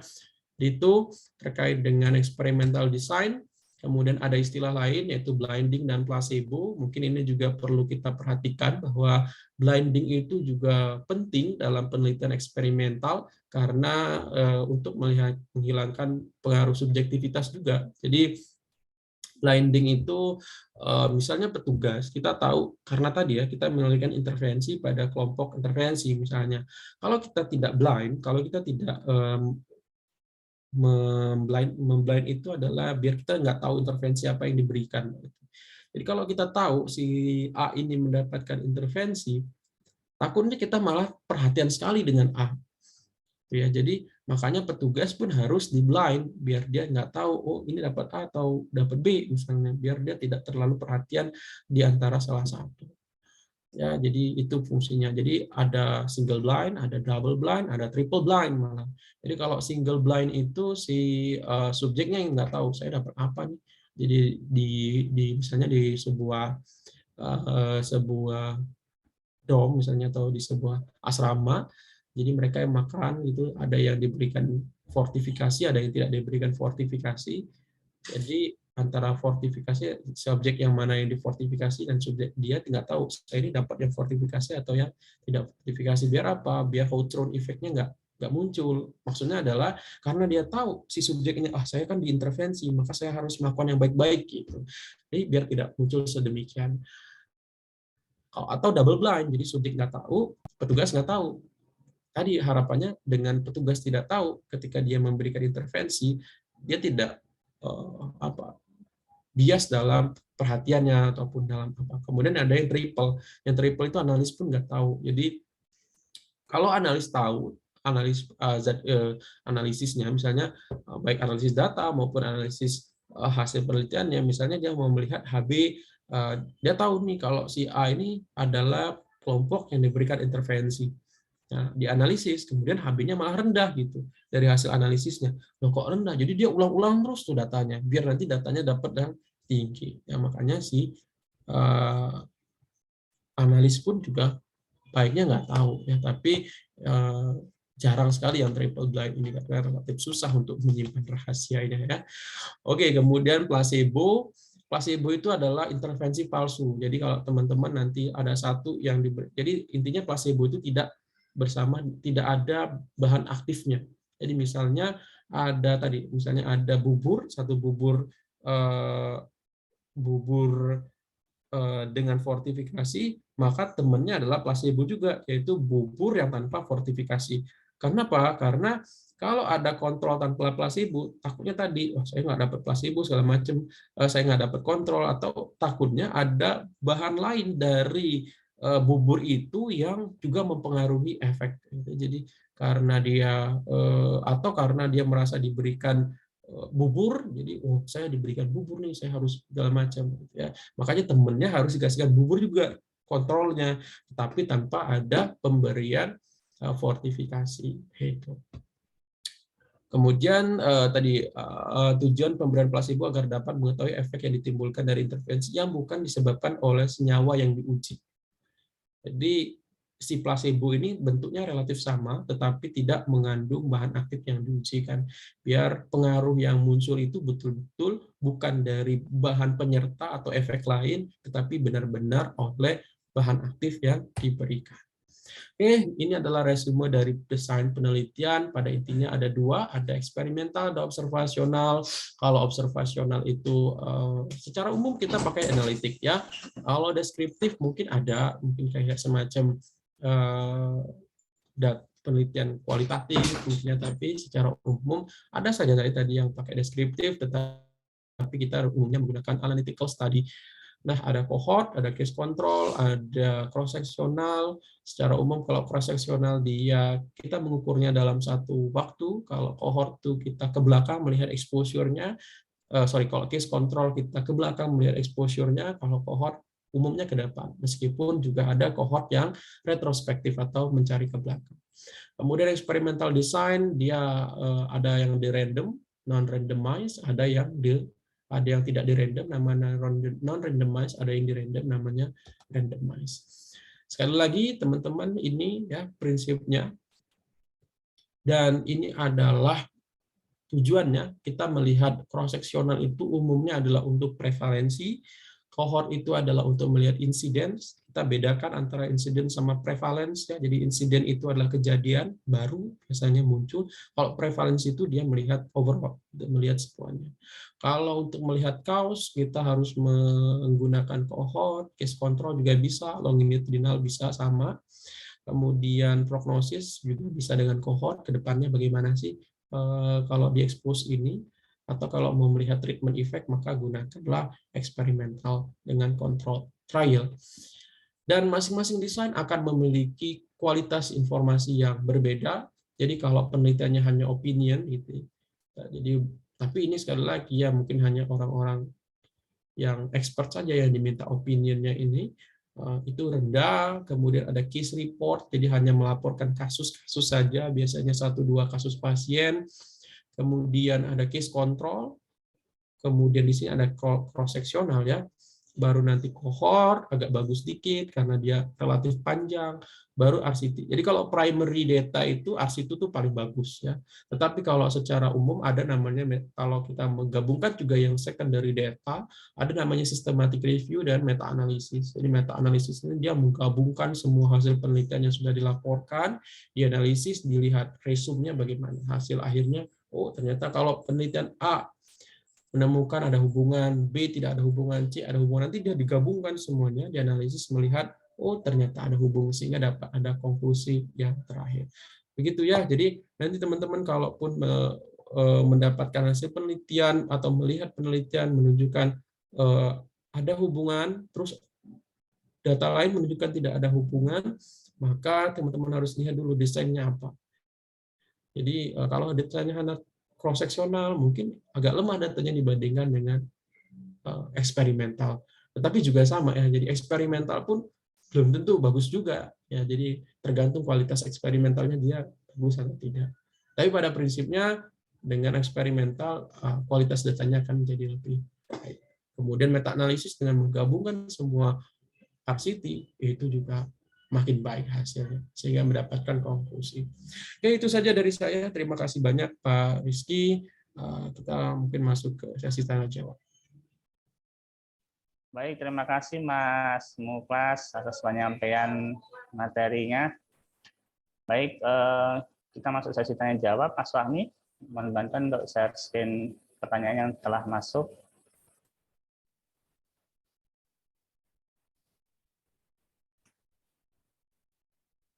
Baik, ini ada pertanyaan yang sebelumnya telah masuk, Mas Muklas, di Google Form. Jadi sebenarnya banyak yang nanya terkait dengan bagaimana cara menggali ide. Jadi itu pertanyaannya secara umum. Sebenarnya tadi sudah banyak digambarkan, tapi tadi saya tawarkan juga ke Bapak Ibu peserta, kalau masih tertarik terkait dengan bagaimana cara menggali ide bisa ditanyakan di kolom chat. Saya masuk ke pertanyaan yang pertama. Ini klasik ini, bagaimana cara membuat judul penelitian yang menarik. Kemudian saya akan 3 dulu ya Pak Muklas. Yang kedua, desain penelitian apa yang cocok untuk melakukan pengembangan produk berupa makanan dan barang. Ini praktisi ini.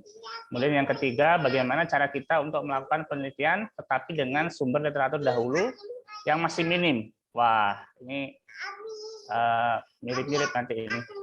Silakan Pak Muklas. Baik, terima kasih Mas Rizky, Dr. Rizky ini. Oke ya, jadi yang pertama ini mungkin bagi apa ya klasik sekali ya, apalagi yang beasiswanya itu udah pakem gitu judul itu. Jadi Mas Rizky juga PMDSU ya, jadi mau nggak mau harus ngikut gitu ya judul penelitian, jadi nggak bisa membuat ya, mau nggak mau menerjemahkan jadi jawabannya. Oke ya, kalau masih punya kesempatan untuk membuat judul penelitian maka bersyukurlah ya. Nah, gimana cara membuat judul penelitian yang menarik ya? Jadi begini, kita harus paham dulu bahwa untuk membuat judul itu kalau judulnya adalah untuk ilmiah itu berbeda dengan judul KTI misalnya, ataupun KTI maksud saya adalah apa ya, untuk lomba-lomba gitu, untuk misalnya untuk PKM begitu. Nah, kurang lebih agak beda begitu ya antara mana maksud menarik di sini. Jadi kalau di penelitian ilmiah ya misalnya skripsi, tesis, disertasi atau untuk jurnal, maka pertama penggunaan istilah-istilah yang tidak umum itu sebaiknya dihindari. Berbeda dengan penelitian KTI dalam artian di PKM gitu ya, yang mungkin ada bahasa-bahasa aneh gitu ya yang muncul tuh yang apa ini ya, walaupun singkatan-singkatan gitu. Jadi yang pertama harus dipahami bahwa pembuatan judul penelitian itu untuk skripsi misalnya, untuk dalam artian ilmiah ya harus formal, menarik di sini tidak seperti tadi ya misalnya gabung-gabungan kata, tidak. Hindari istilah-istilah yang jarang umum digunakan. Kemudian yang ketiga adalah biasanya pembimbing akan ACC kalau ini kaitannya dengan skripsi ataupun disertasi atau tesis, apabila judul kita itu adalah judul yang bukan pasaran begitu ya. Jadi seperti tadi nih, kalau saya ceritakan judulnya adalah hubungan aktivitas fisik dengan kejadian obesitas pada siswa di SD, itu kan umum sekali sebenarnya. Nah, akan menarik jika diolah, dipoles dengan tambahan-tambahan tertentu. Misalnya, tetap pakai aktivitas fisik, mungkin ditambah hubungan aktivitas fisik dengan hubungan aktivitas fisik dan kualitas tidur dengan obesitas. Jadi ada tambahan di sana yang membuat berbeda gitu ya. Mungkin dengan tapi berhubungan aktivitas fisik, kalau anaknya mageran mungkin malamnya susah tidur gitu. Atau hubungan screen time dengan tadi ya, dengan kualitas tidur dan hubungan screen time dan kualitas tidur dengan obesitas. Nah, itu menarik begitu ya. Jadi tidak pasaran, tetapi bukan berarti harus wah banget, tetapi kita coba gunakan variabel-variabel yang masih terkait tapi unik, yang masih jarang orang explore begitu. Jadi kalau menurut saya untuk menjadi agar judulnya menarik itu, terutama dalam hal penelitian ilmiah, hindari gunakan kata-kata yang jarang dipakai karena berbeda, lebih formal, lebih umum. Jadi dan gunakan pakem bahasa yang umum dipakai, tetapi pakailah variabel-variabel yang jarang digunakan terutama, tetapi masih terkait, masih mudah. Makanya harus banyak baca biar bisa menghasilkan judul-judul yang nggak biasa, tapi sebenarnya mudah. Misalnya kayak hubungan asupan makan misalnya dengan hubungan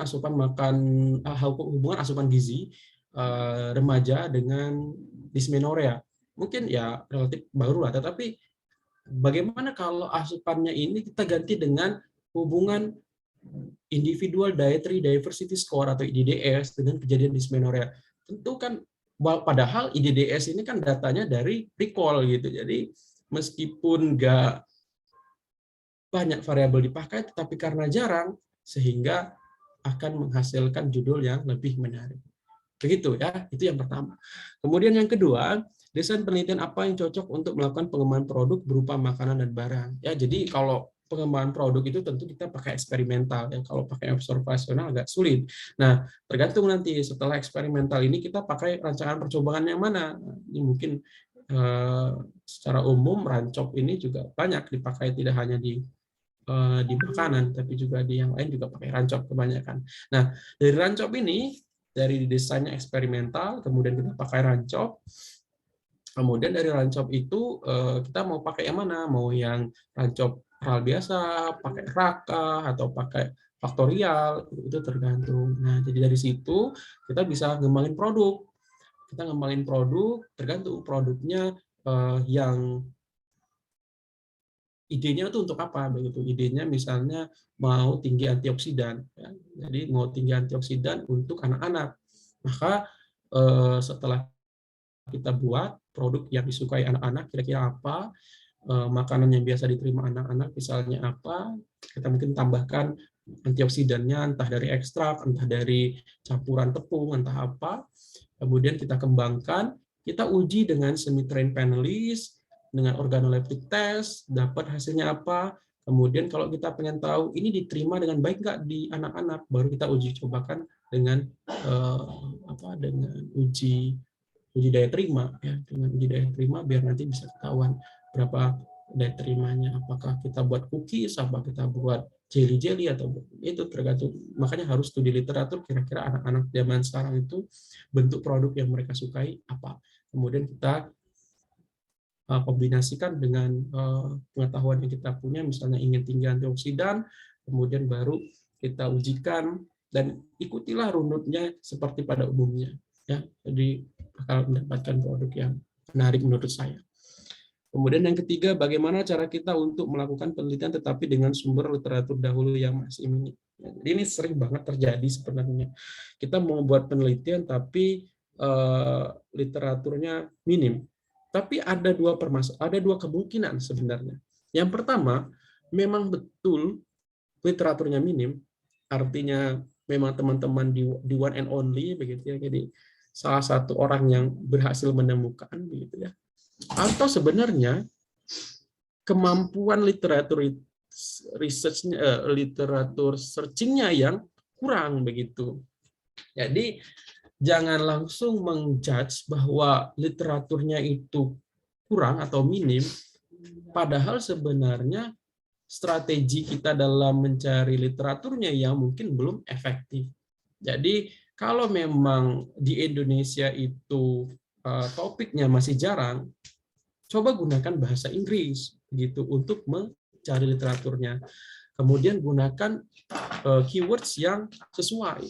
Begitu. Jadi harus diperhatikan sekali apakah memang karena memang betul minim atau memang kemampuan kita dalam mencari literaturnya yang mungkin belum efektif. Jadi bisa digunakan bahasa Inggris atau menggunakan keyword tertentu. Jadi kalau ilmunya adalah ilmu umum kayak tadi sleep quality gitu yang secara umum orang banyak tahu, ya harusnya banyak, kecuali data-data yang minim, misalnya local food, ya mungkin ada pangan-pangan yang belum banyak orang tahu sehingga sulit untuk menemukan literaturnya. Tapi bisa diakali dengan mencari kesamaan sebenarnya. Jadi siapa tahu bahasa di kita itu apa, di luar negeri itu apa bahasanya. Jadi harus lebih efektif lagi dalam mencari literatur search-nya, ya. Jadi itu akan, dan mungkin saya rasa sih kebanyakan adalah dengan banyaknya internet, dengan banyaknya kemudahan mencari literatur, saya rasa sangat terbuka sekali untuk mencari literatur tersebut. Begitu Pak Rizky. Siap, terima kasih Mas Mufas. Semoga cukup jelas Bapak Ibu. Pertanyaan selanjutnya, nomor 4, desain penelitian untuk ranah gizi masyarakat selain cross-seksional, apakah ada yang lain? Ini tadi sudah terjawab ya. Dan jika ada, apa keuntungannya dibandingkan dengan cross-seksional? Kemudian yang kelima, jika situasi dan kondisi di lapangan penelitian mengalami perubahan dari yang sudah disurvei sebelumnya, apakah memungkinkan untuk kita mengubah desain dan metode penelitian yang sudah kita pilih? Mungkin ini lebih ke kalau waktunya agak lama gitu mungkin ya. Silakan. Oke, baik, terima kasih. Jadi pertama ini ya tadi sebenarnya sudah dijelaskan ya, karena ini mungkin di Google Form. Ya, bahwa di gizi masyarakat itu banyak ya, bisa kohort, bisa case control, ya, atau longitudinal yang lebih lama lagi. Dan apa keunggulannya? Ya kita paham juga bahwa kelemahan cross-seksional tadi dia potong lintang, dan sebenarnya tujuannya adalah prevalensi. Kalau mencari hubungan mungkin lebih ke case control, tapi ya sekali lagi kalau case control agak terbatas begitu. Kita harus membedakan mana case, mana kontrol, dan segala macam. Melihat exposure outcome-nya, baru melihat OR-nya. Makanya cross-sectional itu yang paling umum dipakai, karena waktu singkat, terus tidak terlalu ribet gitu untuk menentukan mana case, mana kontrol, mana exposure, mana yang terpapar, mana yang tidak terpapar. Ya. Saran saya mungkin untuk desain biar tidak ini ya, tidak mainstream, meskipun menggunakan cross-sectional, jadi mungkin bisa dengan menggunakan data-data yang menggunakan data-data yang tersedia secara umum begitu ya. Misalnya teman-teman menggunakan data-data dari petani, dari Diskesdas begitu. Jadi itu akan sangat membantu. Jadi teman-teman bisa menggunakan sampel size yang besar, kemudian random tetap random, jadi datanya juga berkualitas dan hasilnya juga akan lebih baik. Caranya gimana? Nanti teman-teman bisa carilah gimana bisa mendapatkan data-data tersebut. Kemudian jika situasi dan kondisi di lapangan penelitian mengalami perubahan dari yang sudah disurvei sebelumnya, apakah mungkin untuk mengubah desain dan metode? Ya, namanya kita penelitian ya, kita nggak bisa memastikan apa yang terjadi itu sesuai dengan kehendak kita. Dan saya yakin semua peneliti juga sering mengalami hal ini. Dan terkadang bagi teman-teman yang baru meneliti, dalam artian saya juga baru sebenarnya, kita-kita yang baru ini, kita pengennya itu sesuai gitu, yang mau kita gini harus gini gitu. Misalnya gini, kita ingin menganalisis, kita ngembangin produk, kemudian produk itu kita kembangkan, kita mau analisis antioksidannya dengan DPPH. Harusnya mudah gitu ya, buat produk kita analisis DPPH-nya. Ternyata pas dianalisis dengan DPPH nggak kebaca gitu. Padahal kita udah yakin nih survei kita awalnya pakai DPPH gitu, terus harus DPPH gitu ya. Ternyata entah produknya nggak larut, entah dia nggak bisa nyampur dengan sempurna gitu. Ya mau nggak mau kita harus berpikir berpikir untuk entah berubah desainnya, entah berubah metodenya, entah kita perbaiki metode kita. Jadi perubahan yang terjadi selama penelitian itu adalah hal yang biasa terjadi dan kita harus bisa beradaptasi. Kita nggak bisa harus hari ini saya harus dapat BPPH mau nggak mau, gitu. Saya harus dapat data antioksidan hari ini. Ya bisa. Gitu. Misalnya teman-teman mau menggunakan mencit bunting misalnya. Hari ini saya kawinkan, maka malam ini harus bunting. Nggak bisa. Gitu ya. Jadi harus nunggu, sabar, nyoba-nyoba, harus modifikasi metode, harus coba-coba. Jadi banyak hal yang akan dilakukan untuk mendapatkan penelitian yang bagus. Gitu ya. Ya, kalau mau mudah ya tadi pakai data yang sudah ada, data sekunder, kita coba analisis, tapi nggak mudah-mudah juga. Terkadang proses ngambil datanya yang mungkin harus sabar juga, keluarnya kapan juga nggak tahu, gitu ya. Data yang banyak, jadi nggak ada sebenarnya sebuah penelitian yang mudah. Itu sebenarnya susah semua kalau menurut saya. Jadi dan nggak bisa sesuai dengan yang kita rencanakan. Jadi harus bisa beradaptasi. Gitu, Mas. Oke, siap. Terima kasih, Mas Muklas. Baik, ini mungkin kita masuk ke kolom chat ya, pertanyaannya. Nah, di sini kita masih ada waktu sampai 10.55. Ya, pertanyaan dari Ibu Umi Safitri. Assalamualaikum, perkenalkan saya Umi Safitri dari Universitas Kusuma Husada Surakarta. Ingin bertanya, saya kan semester 7. Wah, mahasiswa. Nah, kebetulan saya sudah diminta untuk menyusun proposal skripsi. Yang ingin saya tanyakan bagaimana cara mudah untuk menyusun kerangka teori yang ada di bab 2. Dan apakah perlu untuk penjelasan kerangka teori itu dituliskan di bab 2. Sekian, terima kasih. Itu kerangka. Kemudian yang kedua dari Lamiati, Ami Said. Punten, saya bertanya via chatroom. Saya izin bertanya bagaimana cara menyusun pendahuluan atau latar belakang yang mempunyai keterbatasan jumlah kata, terutama topik pendidikan gizi.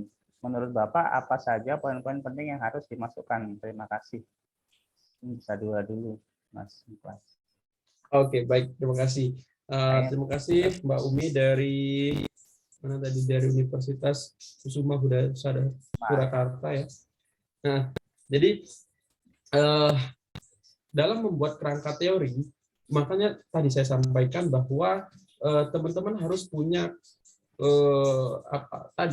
sebuah acuan umum yang biasa digunakan.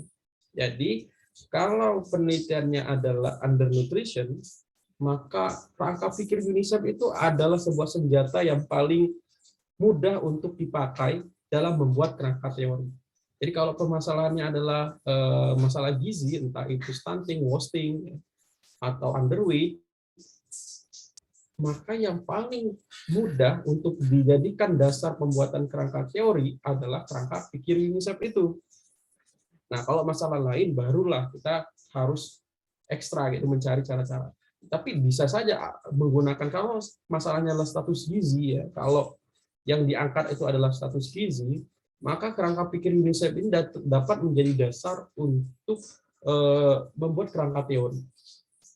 Jadi akan sangat membantu sekali untuk membuat kerangka teori dari penelitian kalau masalahnya adalah status gizi. Nah, mungkin kalau masalahnya pengembangan produk atau masalah lain gitu yang mungkin bukan masalah gizi, mungkin kita perlu untuk belajar lebih detail kira-kira faktor-faktor yang mempengaruhi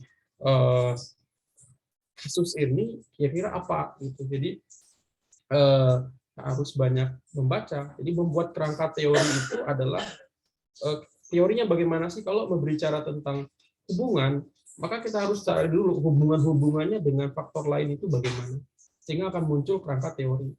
Nah, kalau teorinya sudah pakem gitu kayak tadi UNICEF untuk masalah gizi, maka mudah sekali itu. Jadi baru nanti dari kerangka teori ini kita bisa ambil menjadi kerangka pemikirannya. Terkadang ada membedakan antara kerangka teori, kerangka pemikiran, tapi pada prinsipnya adalah kalau kerangka teori itu kita gunakanlah, kalau masalah gizi apalagi, gunakanlah kerangka pikir UNICEF sebagai bantuan untuk bisa membuat kerangka teori dengan baik. Baru nanti ditarik menjadi kerangka pikir penelitian sesuai dengan penelitian yang mau dilakukan bagaimana. Begitu. Jadi itu, dan apakah perlu ada penjelasan? Tentu ya. Jadi kerangka teori itu tidak hanya sebatas gambar bagan. Jadi harus ada narasi ceritanya. Kita harus bisa menceritakan faktor-faktor ini itu bagaimana sih hubungannya dengan yang lain, dengan satu dengan yang lain, bagaimana.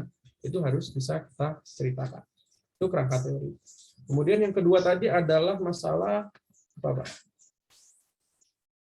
Oh, keterbatasan latar belakang atau pendahuluan yang mempunyai keterbatasan jumlah kata. Maksudnya kita yang memiliki keterbatasan dalam membuat kata atau memang ada batasan dalam membuat pendahuluan. Jadi ya, kalau yang pertama kasusnya adalah keterbatasan dalam membuat kata-kata, gitu ya. Jadi harus tahu kerangkanya dari pendahuluan itu apa sih. Jadi pendahuluan itu ada kerangkanya sebenarnya. Jadi itu bisa menggait kita untuk mengisi, oh pendahuluan paragraf pertama itu isinya ini, paragraf kedua isinya ini, tiga ini. Jadi nanti mungkin ada sesi, tidak ada sepertinya. Nanti mungkin ikut kuliah saya gitu ya. Jadi ada dari kalau pendahuluan itu jadi diawali dengan masalah. Kita berbicara tentang permasalahan. Baru dilanjutkan dengan penelitian terdahulu atau pendekatan yang sudah ada dilakukan. Jadi kalau kita mau membuat hipertensi misalnya, kita ngembangin produk, misalnya produk untuk mencegah hipertensi, maka yang pertama ceritain tentang prevalensi masalah hipertensi. Kemudian yang kedua adalah kita ceritakan penanganan hipertensi saat ini itu apa saja sih? Dengan medikasi, dengan lifestyle juga ada. Tapi ternyata meskipun dengan berbagai macam itu, prevalensinya masih tinggi. Oleh karena itu, ada sebuah pendekatan yang diharapkan, yaitu dengan pendekatan yang kita berikan, yaitu dengan food-based approach, misalnya, dengan pendekatan menggunakan makanan. Salah satu yang kita pakai di sini adalah apa? Misalnya, ekstrak biji durian, misalnya. Nah, ceritain ekstrak biji durian itu kenapa kira-kira bisa berpotensi sebagai antihipertensi. Jadi misalnya di dalam ekstrak biji durian itu dia mengandung senyawa apa, misalnya flavonoid jenis apa atau fenol jenis apa yang bisa menekan, bisa mengatur tekanan darah. Oleh karena itu penelitian ini bertujuan untuk mengembangkan atau mengembangkan formula apa gitu, biskuit biji buah naga, misalnya buah naga atau buah semangka, entahlah seperti itu. Jadi diawali dengan permasalahan, dilanjutkan dengan pendekatan yang sudah ada atau penelitian yang sudah ada, dilanjutkan dengan pendekatan yang kita akan berikan, yang kita tawarkan kira-kira apa, baru nanti diakhiri dengan kesimpulan. Kurang lebih begitu, Mas. Baik, terima kasih Mas Muklas. Pertanyaan terakhir di kolom chat dari Mas Nanda. Tentang saya Nanda, Mas atau Mbak ini ya. Dan Anda ingin bertanya untuk menyusun latar belakang bagaimana alur yang sesuai supaya isi latar belakang dibuat seperti mengalir. Wah, ini sudah terjawab tadi ya. Jadi pertama perlu apa permasalahannya, pendekatannya seperti apa, kemudian solusi yang ingin kita tawarkan. Jadi, semoga sudah terjawab Mas atau Mbak Nanda. Kita masih ada waktu 4 menit. Saya buka satu termin untuk bertanya open mic. Silakan Bapak Ibu atau adik-adik ini kayaknya.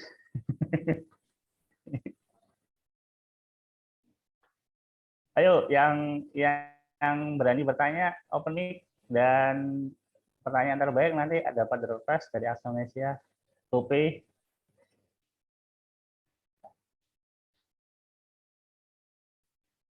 Oke, mungkin satu Pak Muklas bonus, ada yang ingin ditembak nggak satu orang? Itu aja. Oke ya. Saya coba. Oh, ada waktu 3 menit. Safa Hidayalianisa coba. Nah, sekarang ngecek nih, perhatiin nggak nih? Safa, gimana Safa? Baik Bapak, ini saya bertanya ya Pak. Oh, boleh nanya, boleh jelasin? Ya silakan. Ya silakan.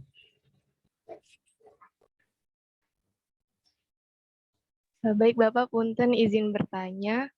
Saya ingin bertanya perbedaan rumusan masalah pada penelitian kuantitatif dan kualitatif, Pak. Terima kasih. Oh, baik, terima kasih, Oke, terima Safa. kasih. Iya, wah ini berat sebenarnya bagaimana rumusan masalah antara kuantitatif dan kualitatif. Tapi kita harus pahami bahwa ya, jadi pada kuantitatif itu biasanya variabelnya sudah fix. Kita mau ngapain itu sudah tahu ya, entah itu status gizi, entah itu ngembangin produk, itu udah clear. Tetapi kalau kualitatif, dia terbuka, dia open sekali, dia nggak tahu apa yang akan dia dapatkan karena dia tadi sifatnya adalah eksploratif, dia ingin melihat lebih dalam kira-kira apa yang berhubungan. Kita contohkan saja, kita ingin melihat contohnya adalah faktor penyebab faktor yang berhubungan dengan stunting di apa gitu, misalnya di suatu tempat. Ya. Nah, kalau di kuantitatif kita udah clear tuh rumusan masalahnya apa saja, apa yang kira-kira berhubungan, entah apakah berat bayi lahirnya, kemudian apakah MPA pemberian MPASI-nya, apakah penyakit ada infeksi tidak, udah clear tuh kalau di kuantitatif. Tapi kalau di kualitatif dia nggak jelas, dia hanya ingin tahu faktor dan itu open gitu. Dia karena dia misalnya, dan biasanya judulnya itu relatif spesifik karena dia nggak bisa dalam jumlah yang besar ya ininya apa sampelnya, sehingga di rumusan masalahnya karena saya belum berpengalaman jujur saja tentang penelitian kualitatif, tapi prediksi saya di rumusan masalahnya dia sama sih sebenarnya, tetapi mungkin dia lebih open apa yang akan dia dapatkan di rumusan masalah tersebut. Jadi dia tidak clear, tidak fix seperti di kuantitatif. Jadi nanti apa yang dia didapatkan selama penelitiannya itu dia belum prediksi, walaupun sudah ada prediksi tapi dia tidak membatasi variabel yang nantinya dia teliti. Begitu Mas. Terima kasih Safa. Baik, terima kasih Mas Muklas. Semoga cukup jelas ya, Safa. Nanti kalau kurang jelas ditanyakan waktu kuliah. Oke, baik, terima kasih Mas Muklas atas penyampaian materi yang luar biasa. Tadi juga para penanya juga terima kasih sudah bertanya dan sudah interaktif. Jadi kalau saya coba simpulkan terkait dengan penyampaian materi bahwa untuk menyusun sebuah desain penelitian itu kita harus mengetahui terkait dengan dasar teorinya, perbanyak referensi. Jadi untuk mahasiswa-mahasiswa perbanyak membaca, bisa membaca jurnal nasional ataupun internasional, kemudian temukan masalahnya apa, kemudian pendekatan apa yang ingin kita berikan terhadap permasalahan tersebut. Jadi terakhir tadi yang menarik saya kutip, tidak perlu aneh-aneh. Jadi kalau masalah gizi bisa melihat dari UNICEF terkait dengan malnutrisi. Jadi saya kira itu sudah sangat jelas penyampaian dari Pak Muklas. Baik Bapak Ibu, semoga bermanfaat apa yang disampaikan. Tapi terakhir ini kita akan masuk foto sesi bersama. Nanti akan dipandu oleh Mas Fahmi. Mungkin Mas Fahmi, silakan Mas. Baik, dipersilakan kepada teman-teman semua untuk bisa mengaktifkan kameranya. Kita foto bersama.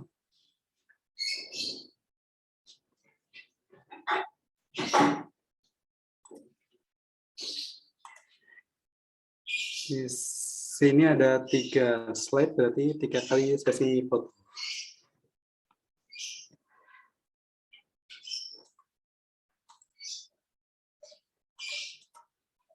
Baik. Masih ditunggu buat yang mau sisiran dulu mungkin, Masnya.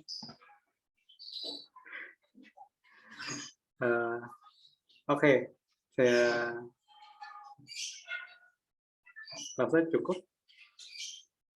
Kita hitung ya. 1, 2, 3. Oke, sebentar.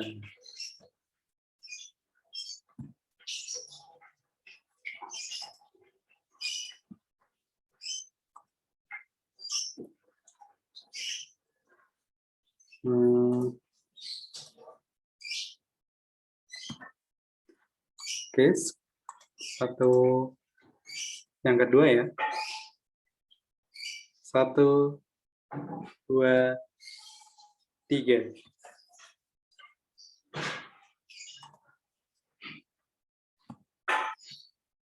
Oke.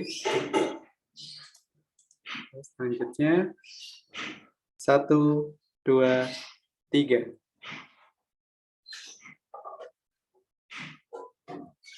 Oke. Siap. Sudah, Mas? Oke, baik. Terima kasih Mas Fahmi. Terakhir sebelum penutupan, kita mention kembali.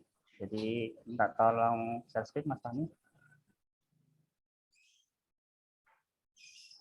Kita mention kembali, insya Allah acara Pamungkas ini akan menyelenggarakan Asanesia, menyelenggarakan kelas terkait dengan sampling. Jadi tadi kalau kita sudah belajar terkait dengan basic, jadi kelas sampling dengan topik Mastering Sampling Technique and Data Analysis in Nutrition Research. Dilaksanakan pada 14 dan 21 Mei, jadi setelah Lebaran. Jadi kalau dapat THR bisa digunakan untuk investasi leher ke atas, jadi untuk menambah ilmu, memperdalam terkait dengan sampling teknik, kemudian ukuran sampel, skala pengukuran data, uji normalitas, bahkan kemudian uji korelasi, uji beda, terkait perbedaan data, dan terakhir analisis multivariat. Ini materinya cukup padat, terutama ini ada di sini multivariat, jadi Bapak Ibu silakan dimanfaatkan. Mungkin kalau di kelas kayaknya multivariat mungkin nggak dapat kalau S1. Jadi mungkin Bapak Ibu yang S1, S2 ataupun S3 yang bergabung silahkan. Jadi kami tunggu hingga 7 Mei dengan investasi sekitar 150.000. Baik, next Mas Fahmi. Langsung saya terakhir. Oke, baik, dengan berakhirnya materi, kita selesai pukul 11. Saya ucapkan terima kasih sekali lagi kepada Pak Mukas atas penyampaian materi yang luar biasa, dan juga kepada peserta yang telah antusiasnya dari kami sebagai panitia Asanesia, menyampaikan ucapan terima kasih dan mohon maaf apabila ada hal yang kurang berkenan. Saya di webinar pada pagi menjelang siang hari ini. Assalamualaikum warahmatullahi wabarakatuh. Waalaikumsalam warahmatullahi wabarakatuh. Terima kasih Mas Rizky, sehat selalu. Saya izin live ya.